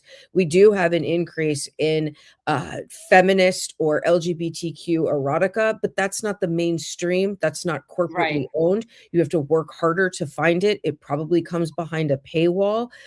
If we want to do an intersection for education, the biggest sex educator in our country is pornography, because it's super scary to ask questions about what your body is doing. You don't really want to ask your parents. You might not want to ask your teachers, but porn is there for you for free. And then when we get to something like OnlyFans, I think one thing to think of with OnlyFans is that absolutely the powers behind are profiting mightily Yes. off of this, but the folks working as cam girls or within OnlyFans to some extent may get to determine what it is and what it is they're doing and when they're doing it. There is this idea, and it might be just a tiny bit of an idea, that this is a slightly more democratized approach to pornography, that if sex is going to sell, then the individual can choose what they want to sell. But again, when we take it out to a much wider lens, no pun intended, I should have used a different metaphor, I apologize,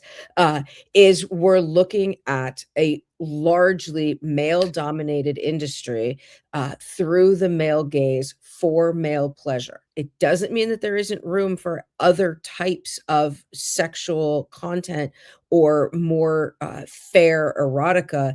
It's that that's not what is in the corporate control, that's not the dominant narrative, and that's not what's free. So in other words, and I've never had OnlyFans, but I don't have a lot of apps on my phone. So I've never had OnlyFans. I know what it is. So on the one hand, how nice that women are able to take control of their own selves and have their own channel, right? But then if I'm getting this right, OnlyFans is basically the digital pimp. Sure. Okay. So it's the same. It's the same premise. It's the same premise. It's just been digitized instead of it being an actual person. So she's not being physically beaten. Right. But she's But is she her own producer? Is she profiting? Is she being her own producer? I think of, like, a person that I wrote a lot about in the book, Kathleen Hanna. She was the lead singer of multiple feminist punk bands, Bikini Kill, La Tigra, and she worked for a while as a stripper, and she was told, you can't be a feminist and be a stripper. That's like that. Those are contraindicated, as it were, right? They cancel each other out. And her argument was, I can pay my bills, right? I can pay my bills. I can keep the lights on. I can keep the rent paid. I can put food on the table. I can be a punk rock artist. Like, we've boxed women into very particular compartments, and then we've attached the same rules for feminism, right? Feminism is not stripping, but stripping might be paying the bills, which can therefore be kind of feminist, right? Like, so I think we also have to consider how we expand our categories, and how when we expand them, that we don't just celebrate them and just be like, oh, okay, great, anything goes. Not at all. But that we have to look really carefully at those forces of production, really carefully at what somebody might be doing, what kind of autonomy or independence might they have, what are these choices that are being made, and what is our sphere of choice making? Because sometimes you're choosing between two really bad options, and one might be just less bad, right? But what do we do when we think about food and shelter and warmth and moving forward? Well, we don't protect women in this country. We do I not mean, protect mostly women in this country. globally. That's globally. We just Right. We don't protect women globally. Absolutely. So if here's what I always think about women that strip, and this as somebody, and I worked at Hooters in college, so I own that. But like, the idea that we're able to make money off of our physicality, it's nice to have control over that. And you have some independence because you control your own thing. But it always makes me sad that we live in this world where that's the option. Sure. Where that's how it's possible. Because, and also I would suggest that if these women had, food, clothing, shelter, and all of their basic needs met, that there would definitely be less women. There's going to be women that want to show their parts. That's just the thing. I mean, there's always going to, and all the power to them. Look, I've seen women that there's a woman at Pilates that if I looked like her, I'd walk around naked. So I get it. I'm with it. But like, I think that there's a large amount of women that wouldn't necessarily be making that choice amongst the bad options. Sure. But when the forces of production say this is the only way you can make a living, or this is the best way that you can make a living so that you can also pursue your art, and working at working at Hooters might not be able to actually pay the bills as much as they need to get paid, right? That, yeah, these are the forces of patriarchy. This is the intersection of patriarchy and capitalism. And we might be working really hard to change the system, particularly when we're talking about feminist punk rock and feminist punk art, might be working really hard to change the system. And also we are in the system. So what do? We do not give anybody in our culture, but absolutely not women, the opportunity for greater experiences, for more enriching experiences that also come with the ability to like keep the lights on. It's really limited. Yeah. Well said. I have a Allison. question for you. This is sort of a side. Are you Gen X? I am Gen X. Okay. Okay. I am Gen X. Where did you go to school? Or I'm just going to ask a couple little questions. Sure. Where did you go to school? Like undergrad, where were you? I did my undergraduate at Fordham University in the Bronx, and Okay, I so did what my year? graduate work. What year did I graduate from college? I graduated from college in 96, and then I went and Okay. did my MA and my PhD at NYU. Okay, so yeah, I'm a little older than you, but okay. I was just trying to get, because you're talking about like the feminist punk stuff, and I'm like, I bet you're cool to hang out with. Probably like have really cool music taste, and I also appreciate your library behind you. Thank you, thank you. Those are all my like grad school books and a whole bunch of other stuff. There's wobbly book stacks all over this house. If I could have found a way to be paid to be in school forever, I would be. Like Oh if my I gosh. like, oh my God, if I Yeah. could have been a law professor, I mean, that would have been the dream job for me. But it's very coveted. It's not an easy thing. And No, yeah. and there's a reason why people want that job. It's not easy, that's for sure. No. If you want one more reason why we need a revolution in the United States from this broken system, when Allison was a student at Fordham, it was $337 per credit. Today, total to go to Fordham, $66,000 a year. So wow, we've got a lot of problems here. Yeah. That and Allison, I hate to say it, but we're old. Oh, I've embraced that. Trust me. I'm kind of starting to appreciate it a little bit. You can just say stuff now. You know? I do. You can I just do. say stuff. Yeah. It's great. Let me tell you, you two went to college at a time when I completely wrecked this country for all it was worth. And my God, I got very rich on doing that. So I hope you appreciated it. You've got some good voices. He does. He does. I Who else do you like? Bernie? You know Bernie? I like the Senator for Vermont because he was trying to make tuition-free public college and trade schools because that's what we need. That would make the country a lot better. Although maybe you might just have me come and become the president of the United States because California turned out so great when I was in charge. Oh my gosh, you really like move between them too. Wow. Yeah, it's kind of funny. Yeah. I said if I ever decided to run for office, I would have fun with it. I would just know how to. I would know how to, get the audience to actually enjoy what's going on. Because let's face it, life is pretty fucking miserable. So we might as well try to enjoy it as best we can. Sure. We talk about some heady shit. Yeah. No, you absolutely do. And definitely want to thank you very much, Allison, for coming on. Guys, the link is in the description. Look, it covers you for a temporary second. I don't normally do this, but I want to put this up. Okay. Guys, the book is The Judgment of Gender, How Women Are Centered and Silenced in Pop Culture. And no, it is not some like we hate men anthem. No. Okay. We don't hate men. We love men. Okay. We don't like patriarchy. Don't like patriarchy. Yeah. It's not a man hating. It's a patriarchy. No. Yeah. It's a patriarchy. Distrust. Correct. Yeah. For sure. Thank you, Allison. Thank you both so much. Guys. Thank you so much. I really appreciate it. Have a good evening. You too. And so when you think about how cool would she be as a professor? How cool? Yeah, I'm sure she's probably very chill. Yeah. And so if you're looking right, and this is a perfect transition into AOC, because when you think about, I think you should do. Do we have any super chats or anything? You do. We'll get to that. We'll get to that later. I don't want to lose any break. Okay. I want to be very clear about this. Alex is somebody who Jen and I, for a while, have identified as a mean girl. This is a person who makes things very personal. She's very immature in a lot of ways, and her behavior screams not just a person who's opportunistic and clearly is planning to run for president. But this is a person who, it hasn't come out yet, but let me assure you, If she does run for president, the stories are going to start to leak about what a nasty fuck she probably is behind the scenes. That's what She's just so disappointing. It's not just that she's a mean girl, she's a coward. You know, it's she doesn't do anything. And then she just she's a content creator or an influencer. Let her go do that somewhere or whatever. I don't know. But she apparently was going like saying shit about Chris Smalls too. Yeah, she was talking shit about Chris, and then she sat down. Okay, so I got to set the scene for you. Let me be very clear, because there's two things to remember here. And I want to pull up first the tweet.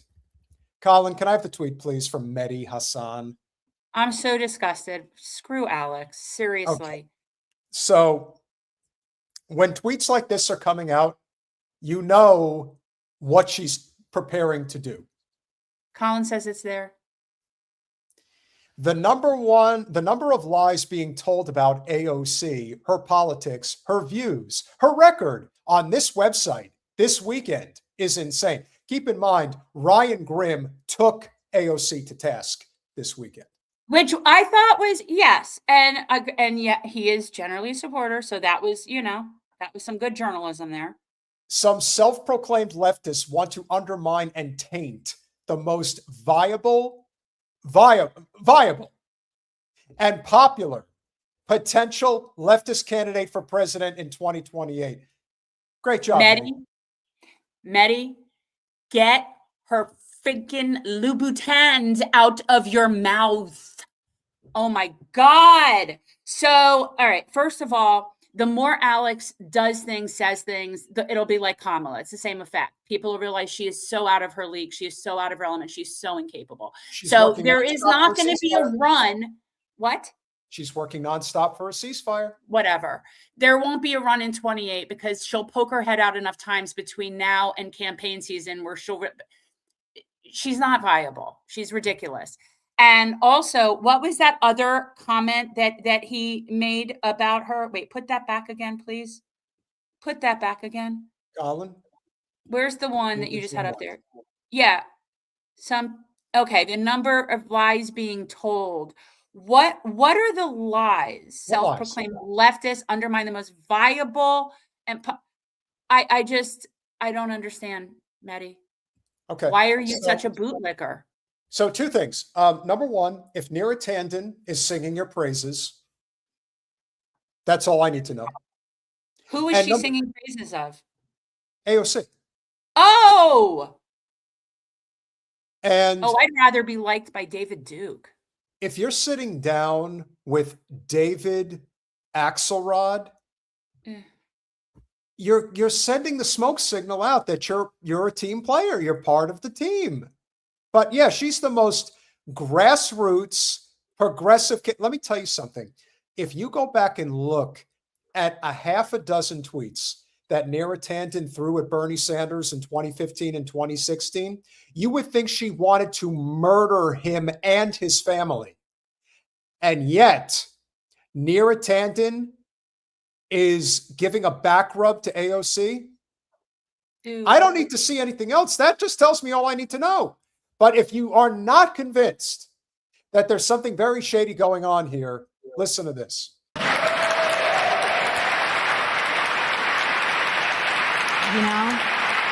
And I care about results. Yeah. I care about results. Now, there are certain certain areas where I don't think that she is so bad at this. So bad. That's why she's never going to get to run. That's what I'm saying. The more she is incapable of speaking on the fly. She doesn't know how to do it. Some people are great at it. Trump is one of the greatest I've ever seen. Bernie was great at it. Clinton was great at it. Obama is great at it. Some people just have that natural ability. You throw something at somebody, they know exactly how to respond. They're right there on it. That, that Valley Girl shit, and you want to be the leader of the free world? That's where she's so out of her element. You're entering a world of pain, Alex. We should ignore some folks' record on some of these issues, right? It's about where we trust intent, where we trust where those outcomes are going. I personally do not trust someone like Marjorie Taylor Greene. No, but you trust someone like Tom Cotton, right? Or Ted Cruz. Right? Or Ted Cruz. You trust them. All this proves beyond any doubt is that with Marjorie, it's a personal thing. Like she personally hates Marjorie. Yeah. Because Marjorie took her to task and vice versa. And I'm not into that, bullshit. The drama of politics is why people do not want to be involved in any of this. But this is an example where Marjorie Taylor Greene has been so much better, infinitely better than AOC when it comes to the issue of Israel. There is no debating this issue. None. And this was before Marjorie decided that she was willing to lose her congressional seat and not run again. But the fact that this would be one thing if that's a good question. This is a good question too, right? So should we ignore your record? Exactly. That's the point. I can't. So when our old friend Andrew from north of the border, forgetting the name of his handle right now, when he comes on here and starts giving us shit about, so you prefer Marjorie Taylor Greene to AOC? Let me tell you something. Yes. The issue of our time is Israel and the broken empire that is the United States of America. That is the issue. Every other issue, you can kiss it goodbye because it doesn't mean anything compared to this. This is all interconnected to the military-industrial complex, to the banking system. It's all connected. And the idea that you want to split hairs because AOC is, let's say, more feminist than Marjorie, this is the type of shit where, again, if you can't see the forest through the trees, then you'll always lose. And I have no sympathy. And neither should anybody else. I have no sympathy for Alex. She's got everything she's got coming to her because she thought she could get cute about all this and that she was still going to be able to convince all of the progressives to go right along with her when she's showing you every minute of every day that she's willing to sell out. Every minute of every day. Yeah. So let this play because I want to know what people's responses were to her. A proven bigot and anti-Semite on the issues of what is good for Gazans and Israelis. The fucking nerve of you to say Gazans instead of Palestinians. If you think that that's not intentional, that if that's not deliberate, it's one of two things. One, it's deliberate and you're smoke signaling out to the Zios, or two, you're a fucking moron and you have no business being on that stage. So which one is it? I actually think it's both. Now, as to why she said Gazans, that's apparently the language that she's speaking now. So then you have to wonder who she's surrounded with. Who are her supporters? Who are her donors? Who are the people she's out doing things with? If that's the kind of language that she's just using. Or is it not her own language and it's being fed to her, which could be true, but then we also know who's feeding it to her. So either way, she's compromised.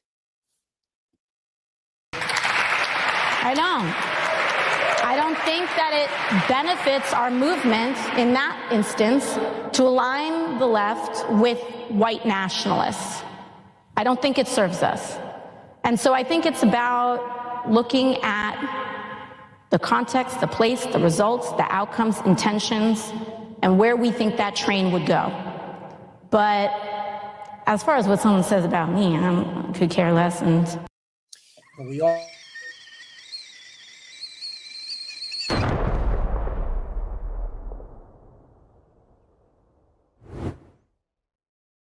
Oh, Alex, the white nationalists are the Zios who you are apparently now in bed with.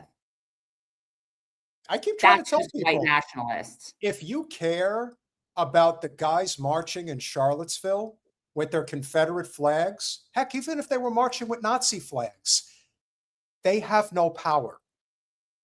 Just like when Tucker Carlson was asked, who do you think is more dangerous, Ted Cruz or Nick Fuentes? And he said, without missing a beat, Ted Cruz. He's a U.S. senator. Who the fuck is Nick Fuentes? Exactly. Are you fucking crazy?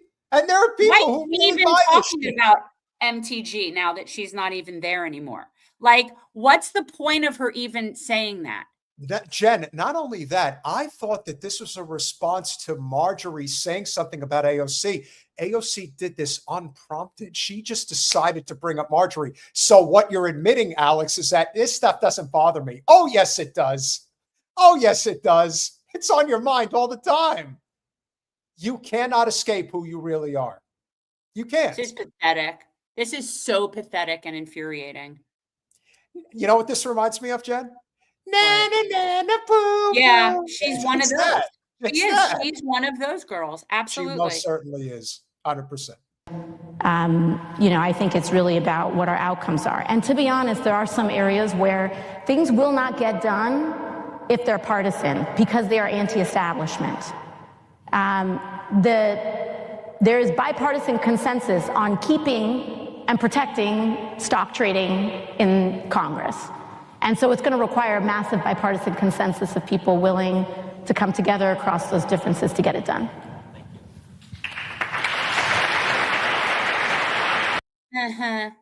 Yeah, go home, Alex. You suck. Nobody's she is. Look, that right there is a perfect freeze frame. That's how absurd she looks absurd.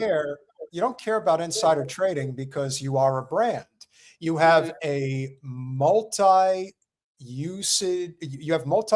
of income streams that you can reach to that not many, if anybody else can, especially being in Congress. I mean, are you the most popular? And I use that term Exactly. She thinks but she's not, obviously. No. But there's nobody in there that is, or they wouldn't be there. That is the establishment, which is the irony of it. But she's pathetic. And Alex, you're showing your whole ass. The only reason that you would bring up Marjorie Taylor Greene is that if she's still, renting some, in your mind rent free. I mean, I don't know why you would feel the need to bring her up. Yeah, that was the thing that was so confusing to me about this is like, why do you feel the need to bring her up? That's the part that I found to be the most disturbing. And Colin, I just want you to pull up Marjorie's response. I just sent it to you. This is how you know what you end up realizing about a lot of these people, especially about somebody like Marjorie Taylor Greene, now that she's not in power anymore, now that she's being who she is. Yeah. It's all an act. Don't you get that these people act this way? Don't you realize that Marjorie, when she was acting like a Looney Tune the past few years, it's all an act. And for whatever the reason it was, raising money, getting access, getting certain bills passed, who the hell knows? Now doesn't mean shit to her anymore. And the only thing that she's going to end up doing, if she does it, is maybe running a statewide race in Georgia. That I could see. I don't know. She said she's not really into it. I don't know if you were going to get into the thing about Chris Smalls, but how dare Alex? How dare she criticize Chris Smalls? AOC refused to vote for my amendment to strip funding for Israel. She can run her mouth all she wants, but votes are the only thing that matters, not a bunch of words and nasty name calling. Ironic how Alex was sitting there saying, I just care about results. What results have you gotten, Alex? What legislation have you gotten through? How have you helped your people in your district? What have you done? Like, what has she done? What's her legislation that she's done? She is considered one of the most ineffectual legislators in all of Congress. That's a fact. So whatever she's a content creator. I don't get it. Listen, Ilhan Omar comes out and says positive things about Marjorie Taylor Greene, saying that I appreciate her making the effort. And she clearly was willing to stand up to Trump when she was in power. And now whereas AOC is like, they're working tirelessly. Suck up. 2 years, could you believe can you fucking believe how fast time has flown? Do you realize that it's basically 2 years since she stood on that fucking stage and said, she is working tirelessly for a ceasefire? You're such a vapid succubus, Alex. I mean, to me, that's everything. And even then we were saying, yeah, we understand that Trump is waiting in the wings, but this is why you have to do what is necessary. And to them, they're not willing to do that because the signal always has to go out. And I don't know what it is if I'm just having bad signal right now. I'm trying to look up AOC Chris Smalls. If anybody can point out specifically what was said, I'm trying again right now. Okay. Let me see. AOC. All right, I'm going to read it to you. Okay. So from Jessica Burbank, a big thank you to AOC and her team who helped locate where Chris Smalls was being detained this morning. It means a lot to have a member of Congress spring into action and support with this in a moment's notice. Chris Smalls responded, "That's cap. My team found me. Definitely don't want to give that credit to AOC. Haven't heard from her in 4 years since we unionized." Well. And then apparently people attacked him for attacking her. He didn't attack her. He just said a fact. What did he didn't attack her. I think that's great. And then what did she then say? Didn't respond. And unfortunately, all the attack dogs decided to basically come against him. Of course. And here's the problem. And this is Blakely what I want. did a really good bit on this. Blakely did a really good bit on this. I want people to realize this about Alex and why she cannot and will not duplicate anything close to what Bernie had. If you do not have the ability to walk into, let's say, a union hall, if you don't have you have a better chance right now of running Graham Plattner for president than you would AOC. And AOC's been there for a while and she's popular. However, Graham Plattner is the heir apparent to Bernie Sanders. That's your Bernie Sanders heir apparent. And I believe he's going to win. And Graham Plattner is also a tough guy. I just hope that some of those things that I think are things are not things. Oh, yeah, well, listen, all of that shit. The mercenary shit, it's a lot of that is very problematic. Listen, I am willing to bet you that Graham Plattner has probably buried quite a few people in his life. That's not what bothers me about it, to be honest with you. That's anybody who has served in a lot of cases, whether in private or military. Okay. That's not the issue. Okay. The issue is doing it multiple times, even after a certain level of awareness of what one is doing. And there's just some stuff there that I find a little bit unsettling. However, that being said, I still prefer him to the alternative. You have to, again, when people are saying that Bernie folded this, Bernie folded that, yes. Guys, it's not going to be one person. It is either a movement or it's nothing. And you can say what you want about, well, we have to elect somebody. Yeah, I get it. But the consensus from the people has to be that we have to rise up. If we don't rise up, then there is nothing that's going to happen. When Bernie was cheated in 2016, especially at the convention, if the convention happened today with what we've been through compared to 2016, where we were and how it was such a shock at the time because no one had seen anything like that before, then I would think that would have been enough to probably spark it. But there were a lot of people who wanted to do it then. A lot of people wanted to walk away. And you know what? If Bernie had walked away and decided to run as a Green, he probably would have changed things in a dramatic way. But he capitulated. And everybody eventually in the end gets pushed into a corner where they make a decision. If your career's more important, you capitulate, and that's it. And Alex, point blank period, is going to capitulate every time.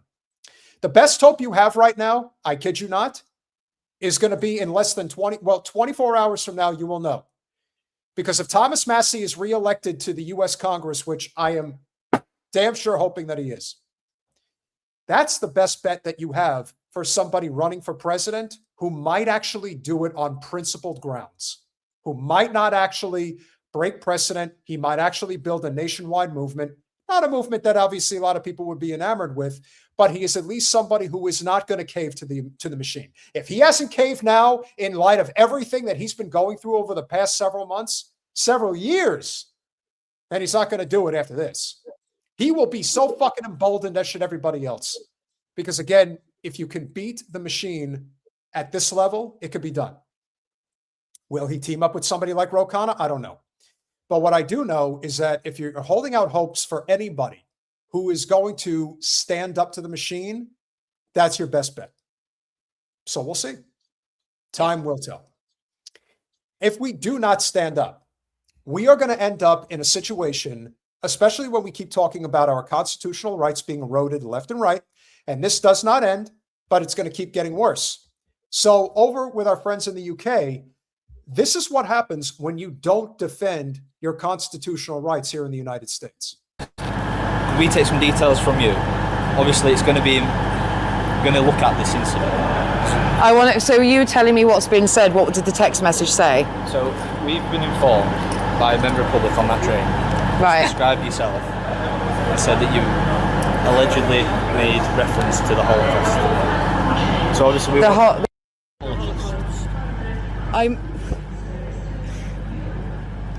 it's made him feel uncomfortable. Okay, so for people who don't know what we're watching a woman being spoken to by the police after getting off of a train, where apparently she was overheard saying something about the Holocaust that made another passenger uncomfortable. So now she's off the train and the police are speaking to her because apparently her statement made someone uncomfortable. Made what reference have you? Is there what's specific about what I've said? I made reference to the Holocaust. So on the train, someone has said that I've made an offensive comment that's made reference to the Holocaust. Denying the Holocaust is what the allegation. Denying the Holocaust. Okay. Obviously, we're going to be looking at this matter. Yeah. As I arrived at my train station, I was met by the British Transport Police off the train. And I could see they were looking at me up and down as if they were trying to identify me. As you know, I've had interactions with the police and I'm aware of, I know the police. And they told me that they had received a text message from a passenger on the train. And I am being investigated now for alleged racially aggravated public order offense. This is right out of 1984. What is that? This is right out of 1984. What the fuck is a racially aggravated? What race? What race? Why don't you just say Racially aggravated public order offense? What the? Why don't you just say you're a protected class? I mean, that's what the Zio scum have been going around doing anyway. We're a protected class. You know what's funny? Elkhoods is saying, what if she denied it? You know, yeah, I thought that too. But here's the other thing. I thought, what if she just said, yeah, I said it. I believe it. I don't believe in the Holocaust. All right, let's go. Onward. Tutu. Okay. Like, just own it. I mean, it's a thought crime. Or whatever it is that she said. She probably didn't say, I don't believe I don't think that's what, but whatever it is she said, I think she should just say, yes, I said it, because that's what I believe. But could you just imagine? Go to trial with that. And this was a man that did this. Of course. Not a man that has actually a set of testicles, but, a man apparently, according to, I guess, his facial recognition, saying, and I quote, I don't feel safe. Arrest that woman. Not because she's saying he was uncomfortable. They said uncomfortable. I'm uncomfortable. Yeah. She made him uncomfortable. Good. I live to make people uncomfortable. That's for sure. Specifically, I'm being accused of Holocaust denial. I do not believe in coincidences. I do not think that this is random. I am not ashamed about my anti-Zionist beliefs. I am more than entitled to hold beliefs about a political ideology, and I'm more than entitled to express those beliefs and opinions. In fact, they're actually protected, a protected philosophical belief under the Equality Act 2010. I can criticize a nationalist political ideology. I can hold opinions and express those opinions, yes. But I'm also very aware of people being persecuted for saying certain things. So I'm being accused of being anti-Semitic and being a Holocaust denier specifically. That was repeated to me several times. And both of those things are okay. If you want to hate, if you want to be an anti-Semite or a Jew hater and you want to not believe in the Holocaust, that's your right to do so. It's your right to think those things. It's your right to talk about those things. So that's what's so frustrating is, let's say I stipulate that everything they're saying about her is true, that she's a horrible anti-Semite. She's allowed to be. Is there a law against being anti-Semitic that I'm not aware of somewhere? I don't know of such a rule. Yeah, it's called anti-BDS laws in this country. That's what they're trying to do. That's Oh, right, but that's what you Jesus can't. Christ worked. I'm so frustrated. Nobody should have to defend what they're saying, regardless. If what she was saying, it's not. I would just tell a guy, put in some earbuds, man. Put in some earbuds. If you're on So public transit, wear earbuds. You know. So when they say that the UK is under Zionist control, this is why. Take the marches that happen regularly across Britain. Of course, we protect freedom of speech and peaceful protest in this country. If you stand alongside people who say globalize the intifada, you are calling for terrorism. The fact that he still says that now, 2.5, almost 3, like 3 years into a genocide where we know damn well what intifada means. We know damn well what it means here. Sort of like fucking Timu Keith Olbermann. I don't know what the fuck he's talking about. Why don't you remove one of those Union Jack flags and replace it with the Star of David flag? You might as well. Because you're as occupied as we are. If not worse. Unbelievable. It's dangerous. Timu Olbermann. That's good. Against Jews. And people who use that phrase should be prosecuted. Who use the phrase should be prosecuted? Globalize the intifada and the enchilada. Globalize the Antifada and the enchilada and get fucked, kid starver. That's a great nickname. Seriously. Fucking. They should be the prime minister. Let me tell you something. You should be prosecuted for saying that, you fucking fascist. Churchill and Thatcher are turning over in their grave right now. You could say a lot of things about them, but they wouldn't be party to this shit. This is fucking Reagan stood up to the Zionists. We are not having this in Beirut. It is definitely not happening. Why is it that he was able to do that? Probably because Reagan was pretty much a Boy Scout and he didn't get himself involved in, you know, different types of sexual escapades like the Donald and Bill and, you know, maybe a few others mixed in. But Starmer, who in the hell is he trying to impress here? I don't know. He's well, it's like everyone else. He's compromised. So it's financial, it's blackmail, it's who the fuck knows. He's probably into some weird shit. This looks like a guy who's into some weird shit. Oh yeah, he probably likes to get pegged. I mean, something like that. I'm just no, that's not even weird shit. That's just no. I'm just saying. This is a man with secrets. Yeah. How dare you accuse me? I only did that a few times. All right, maybe 20 times, but still. That doesn't make me any different, does it? Ugh. It is racism, extreme racism. What group? And it has left a minority community in this country scared, intimidated, wondering if they belong. Exactly, Pirate Justin. We're not kink shaming here. I'm just saying whatever it is, he's compromised. And look, you guys know if it's consenting adults, have that. Yeah, I am all for all this stuff. Have all your kinky shit. Let your freak flag fly, man. But the problem is, I think he's compromised. Yeah, there's something very weird here. And the way that he pauses and expresses himself about they don't feel safe. Is that so? Is that so? Well, to our friends across the pond, we completely sympathize with you. And I hope that there is an exceptional amount of pushback fight back, because in the end, it's revolution or it's nothing. You have to decide. The only way the Zionist state falls is through revolution. They're showing us across the globe that we cannot end this unless that's what happens. It will not happen. They are pissing and spitting in the face of the His entire wife world. is Jewish or is she Israeli? Just curious. I don't know anything about, I don't really know anything about Keir Starmer other than who he is. I'll take a quick gander at that. I don't know any of his personal shit. Victoria Starmer. Jewish. Okay. She's Jewish. Okay.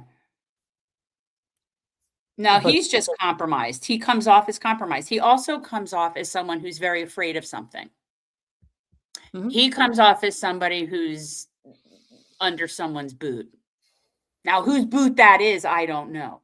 Ashkenazi Jewish is his wife. Okay. So yeah. Well, whatever it is, you think he likes young dudes? Well, whatever, man. It's as long as doesn't- they're of consenting age. How young is young? If you're talking young, that's a problem. But like, he likes rent boys, closet gay.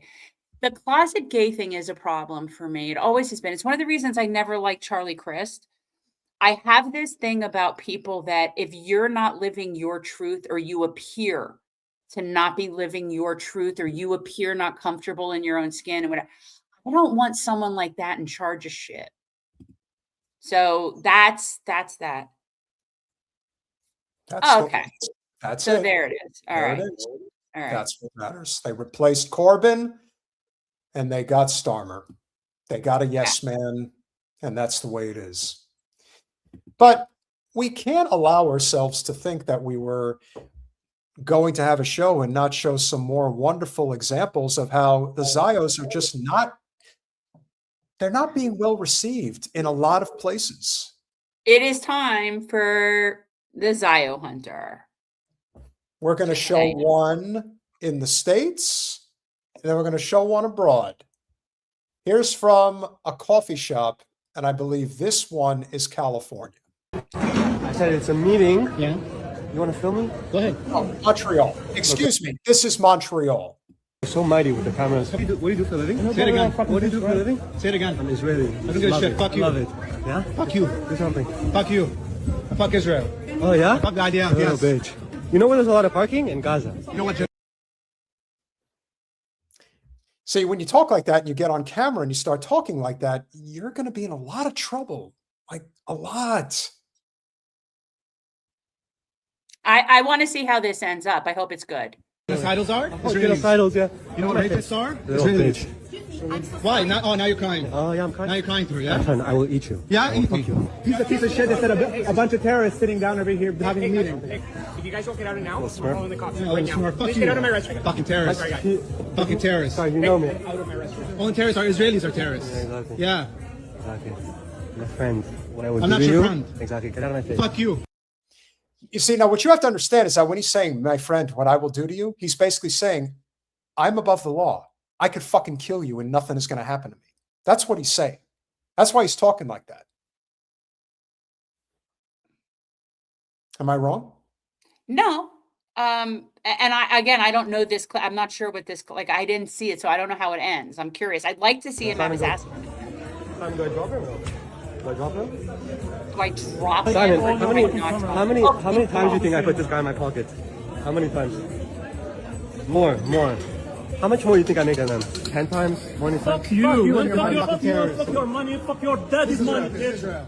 This is all Israel. Can you leave, please? A bunch of terrorist Zionists. Can you leave?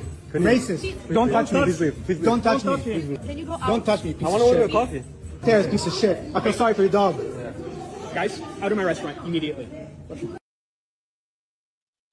Bravo. Wait, what restaurant is this? Cafe La Finica in Montreal.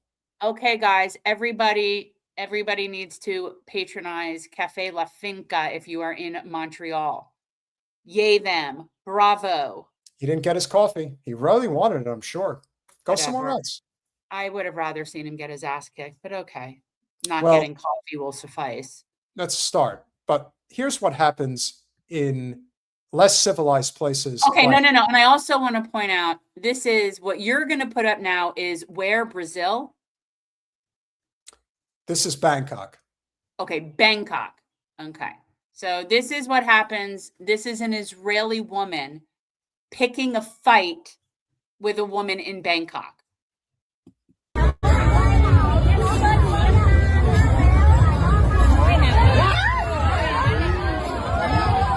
Oh.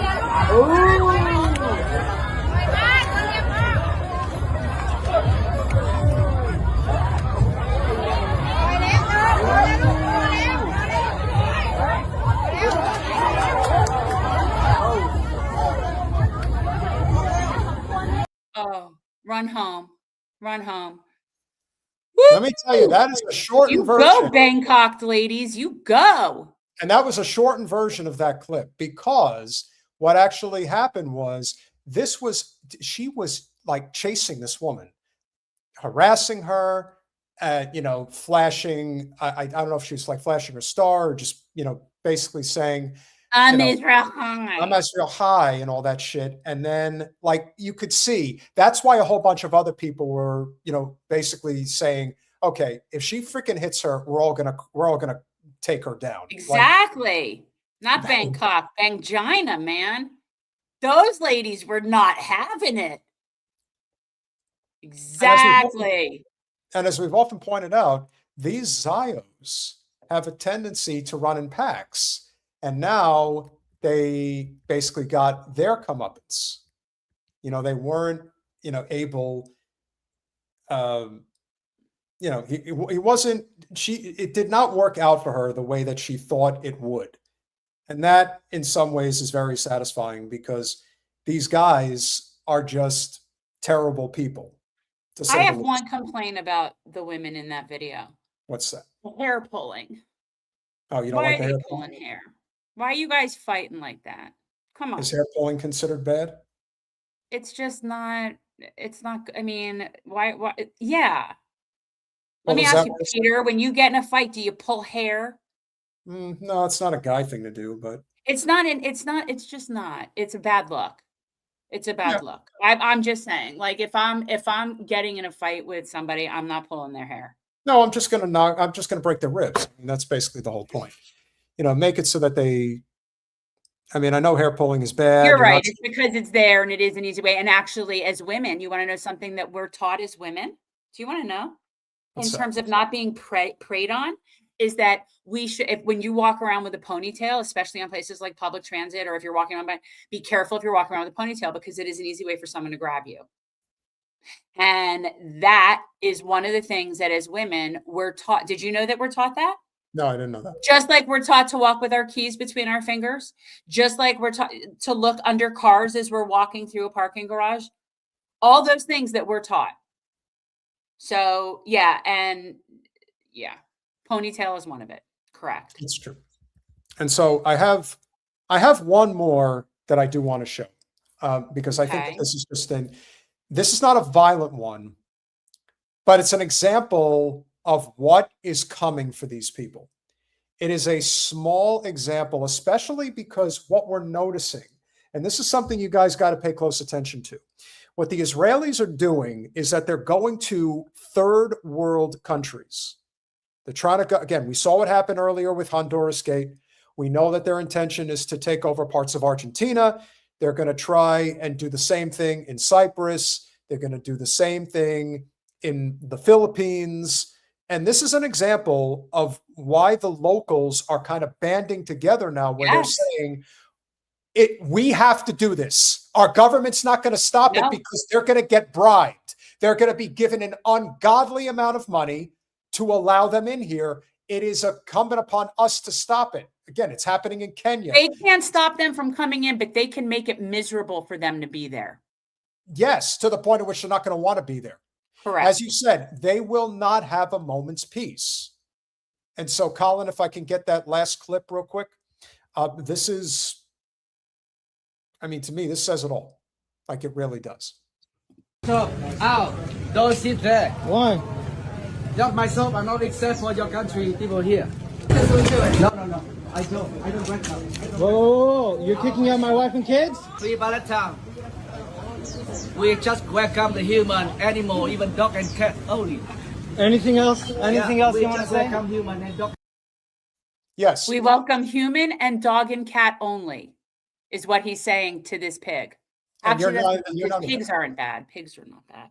Pigs are actually very intelligent. I know. I don't mean pig. That this creature, cretin. Mm-hmm. He's holier than art thou, then. Don't you know that? Anything else you want to say? No. Am I considered a human for being Jewish? Am I considered a human? Go. No. You go. What do you say? Tell me that Israel's sending bombs. Careful your kids, because Israel's going to send a bomb. Oh, should we run away now? You should keep walking. Because bombs are coming. Yeah. Be careful. And then he decides to make a joke about bombs are coming. You think they think they're funny. They think they're cute. Okay. Keep isolating yourself. That's what I mean. Good. The baby here not safe. The bomb no automatic, no fly. The baby.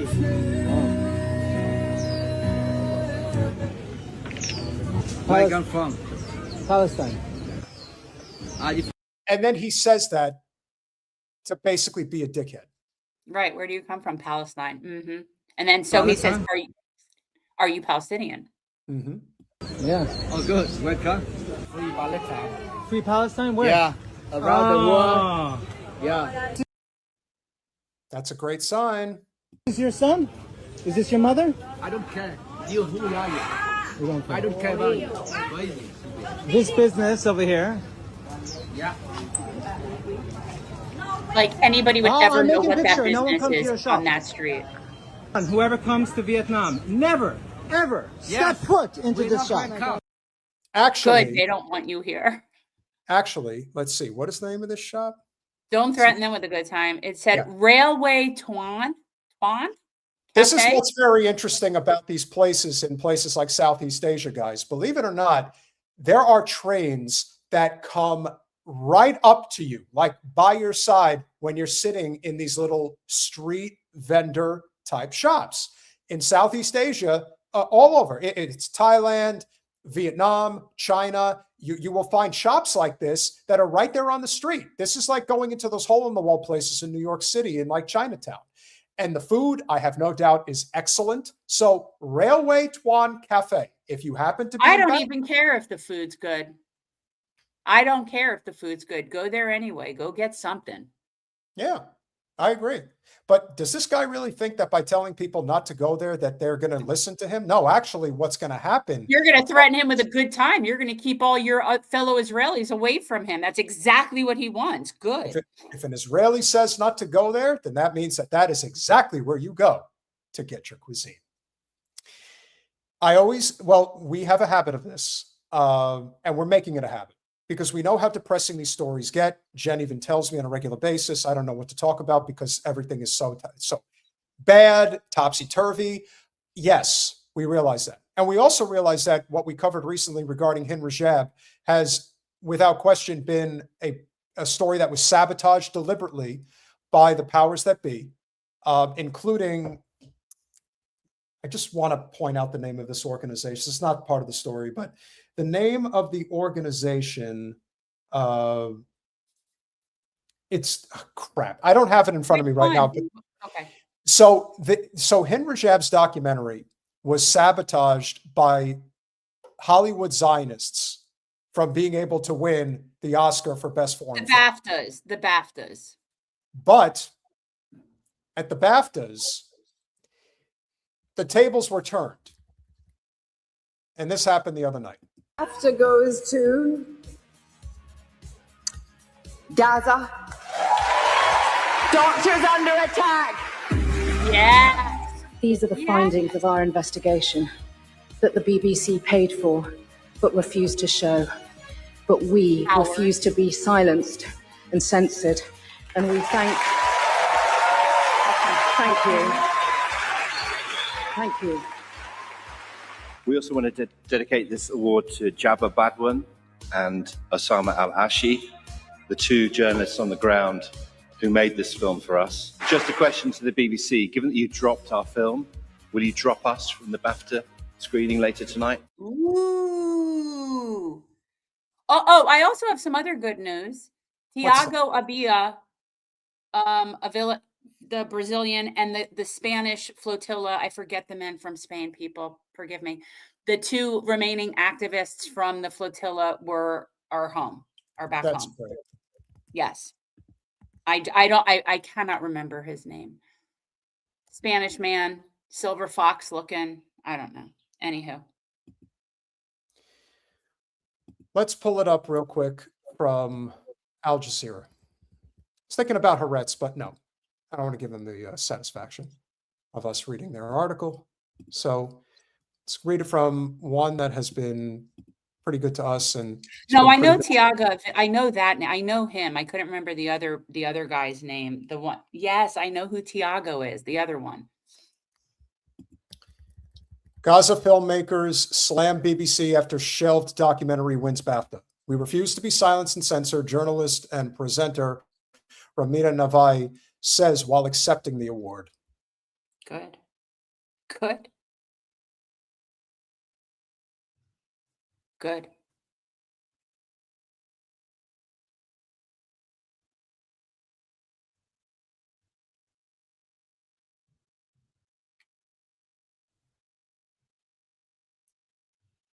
Are you frozen? Nice. Am I frozen? I think I'm frozen.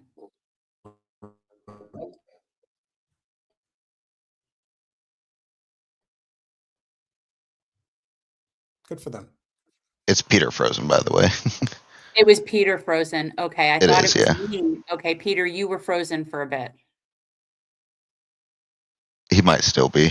Yeah, Peter, you're still frozen. Okay, I thought maybe it was me because I was having internet issues a little bit earlier. So, Peter, you keep freezing. I can't tell if he's just very. Yeah, if it's not your internet, try refreshing your page, Peter.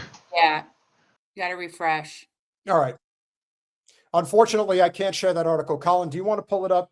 Just look up Gaza doctors under attack for Al Jazeera. I'm not in Boulder. I used to live in Boulder. I went to college at the University of Colorado a long time ago. I love Boulder. It's too commercial now. When I was there, it was still like a bunch of head shops and, you know, people playing hacky sack and shit. Now it's probably, you know, lattes and Lululemon. I don't know. Not that there's anything wrong with lattes or Lululemon, but you know what I'm saying. You went to Colorado State? You were up in Fort Collins? Cool. Scroll it, Colin. Yeah, I don't know why my connection is so bad, but anyway, keep going.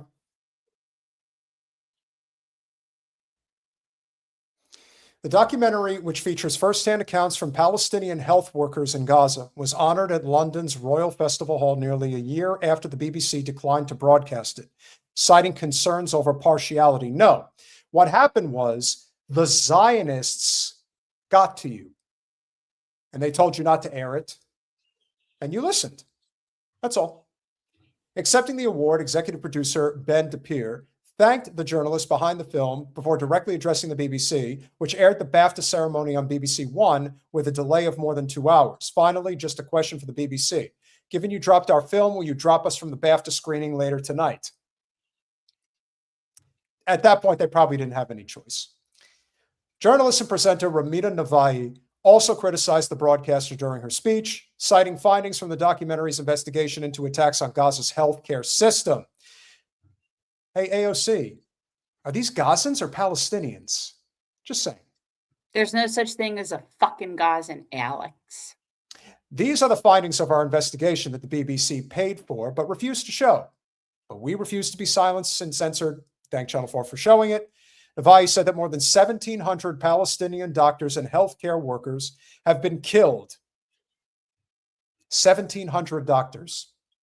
And I wonder if you were to add up all of the healthcare workers killed in previous conflicts, previous quote unquote wars, I wonder how many that would equate to, because that's not normal.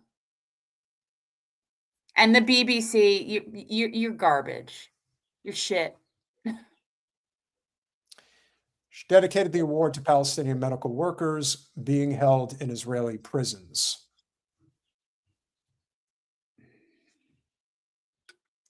According to British media reports, the BBC edited portions of the Nevai's remarks from its televised broadcast. Of course they did. After consultations with its compliance team. The BBC originally commissioned the documentary from the independent production company Basement Films more than a year ago, but delayed its release while conducting a review into another Gaza-related documentary, Gaza: How to Survive a War Zone. Okay, hold on. SS Wolfenstein, they're not Arabian. They're Palestinian. They speak Arabic. So do other peoples, like Syrians. And I'm not exactly sure, but I would, yeah, probably Yemeni too, I think. But they're not Arabian.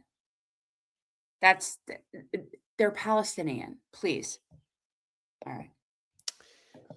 The broadcast later decided not to air Gaza Doctors Under Attack, saying the film risked creating a perception of partiality that would not meet the high standards that the public rightly expect from the BBC.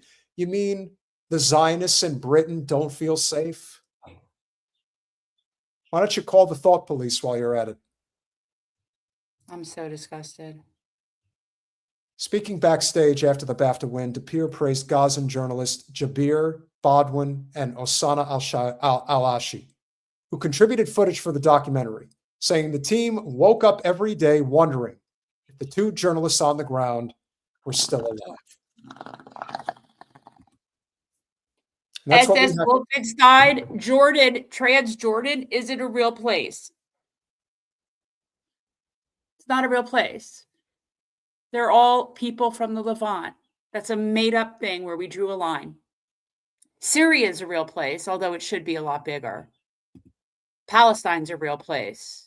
Jordan is not so much a real place. If you go and look back in history at the British Empire and the way that they, in conjunction with France, and yes, to a lesser extent, the United States, how they drew lines in West Asia and created these countries. Do you know how they designed them? They designed them specifically to ensure that warfare would exist if they did it that way. They weren't going to let that big of an area have self-determination, because the peoples, and we've talked about this before, the Levant peoples, your Syrians, your Lebanese, you're the people in Jordan, the Palestinians, they are, and even some people in Iraq, there's a similarity there. They are very similar peoples.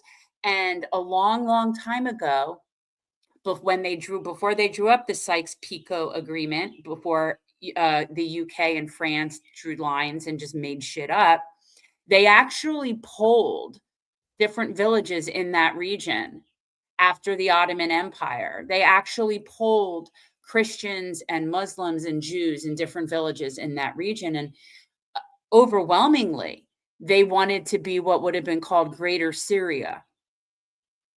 That was what the people in that region wanted. So when they talk about the Greater Israel Project, that was supposed to be Greater Syria. That's what the people, including the Jews in that region, preferred overwhelmingly at the end of World War I. But I was still shy. Those peoples are a similar group. Yes, they are. But Jordan is not a real place. Credit where it's due. BAFTA came through. The story is being told. The Doctors Without Borders, Doctors Against Genocide. We've had the privilege of meeting some of these amazing people that are a part of this documentary. It doesn't surprise me that censorship is the tool of what they do, because that's all they've got. Well, they have a lot, but that's what they're relying on. And eventually, they're going to run out of places to go. And the truth shall set us all free. At least that is what we hope. From the river to the sea. Exactly. Those families, that Saudi Arabia, Jordan, whoever else, any of those Emirati, any of those goons, Exactly. Those aren't real places. There's not an ethnicity there. There's not that's not a real thing. The ethnicity is the people of the Levant, and their culture is what we consider Lebanese, Syrian, like Palestinian. That's the culture. It's not complicated. If you enjoyed this conversation this evening, which we hope you did, please consider going over to patreon.com/revolutionary change for as little as $5 a month. You can become a supporter of our small but mighty, despite heavily suppressed, yet still growing channel. Tonight, especially. And also make sure you go over to substack.com/@revolutionary change and sign up over there for free. And to our amazing contributors to the show, Tony D, 28 months as a member. Jen, thanks for this guest. We'll get her book. Thank you very much, Tony D. Citizen Pendejo with the 50 pesos. Bilzerian equals barbarians breached at the gates. Once most voters see our reps as AstroTurf nobodies, the aura of legitimacy will vanish and will replace the system. Look, we're getting there. How about the fact that Susan Collins against Graham Plattner is calling out Lindsey Graham to come and help her with her campaign? Because that's who she needs. Lindsey Graham. Not really. But hey, old habits die hard, I guess. Jim Talib with the $5. Always a pleasure to see you, my friend. Citizen Pendejo with the 20 pesos. If AOC meant to look dumber than Trump, she succeeded. That's a sad thing. Yeah, she just looks bad. JB, good to see you, pal. Thank you for the $2. Brilliant show tonight, Hi, y'all. James. Good to see you, buddy. Deep Green VO with the $4.99. Let's not forget, AOC killed a bill to hold Congress accountable for acts of sexual misconduct at the start of the Iran war. I was actually not even aware of that, Deep Green, so thank you for pointing that out. But again, I'm not surprised. The behavior is abhorrent in more ways. Look at how cute he is. Look at you, Deep Green VO. Look at cutie poo. So, yeah, but again, not surprised. And James again with the $2. AOC, what have you accomplished? Exactly. Nothing. Exactly. Bet you Joe Crowley passed more bills than she did. Libertarian Social Dem with the $4.99. I heard MTG recently met with Georgia Muslims and her daughter helped her revolve on her issues on Muslims, Palestine, and True America First. Yeah, I can see that. Yeah. Good. People are allowed to revolve. She's definitely gotten richer, that's for sure. Oh, yeah. Who are you talking about? Marjorie Taylor Greene. Oh, That's yeah, what he said in the comments. She's gotten richer. And I'm like, oh, definitely. 100%. JB with the $2 one more time. This is a class war. Zionism is anti-humanity. Oh, yes, it is. you ain't kidding. Wasim Garani with the $6.99 Canadian A. The Zio in the hoodie happened in Montreal. The owner kicked out the Palestinians, not this Zio. Owner refused to apologize to Patreon. Oh, interesting. Oh. Well, I hope his business fails. Here's hoping. Cafe La Finica or Finca. Guys, you know what to do. F them. They say F them kids. F them Zio scum and those that protect them. Seriously. JS, you know. Just so you know. Yeah, I know.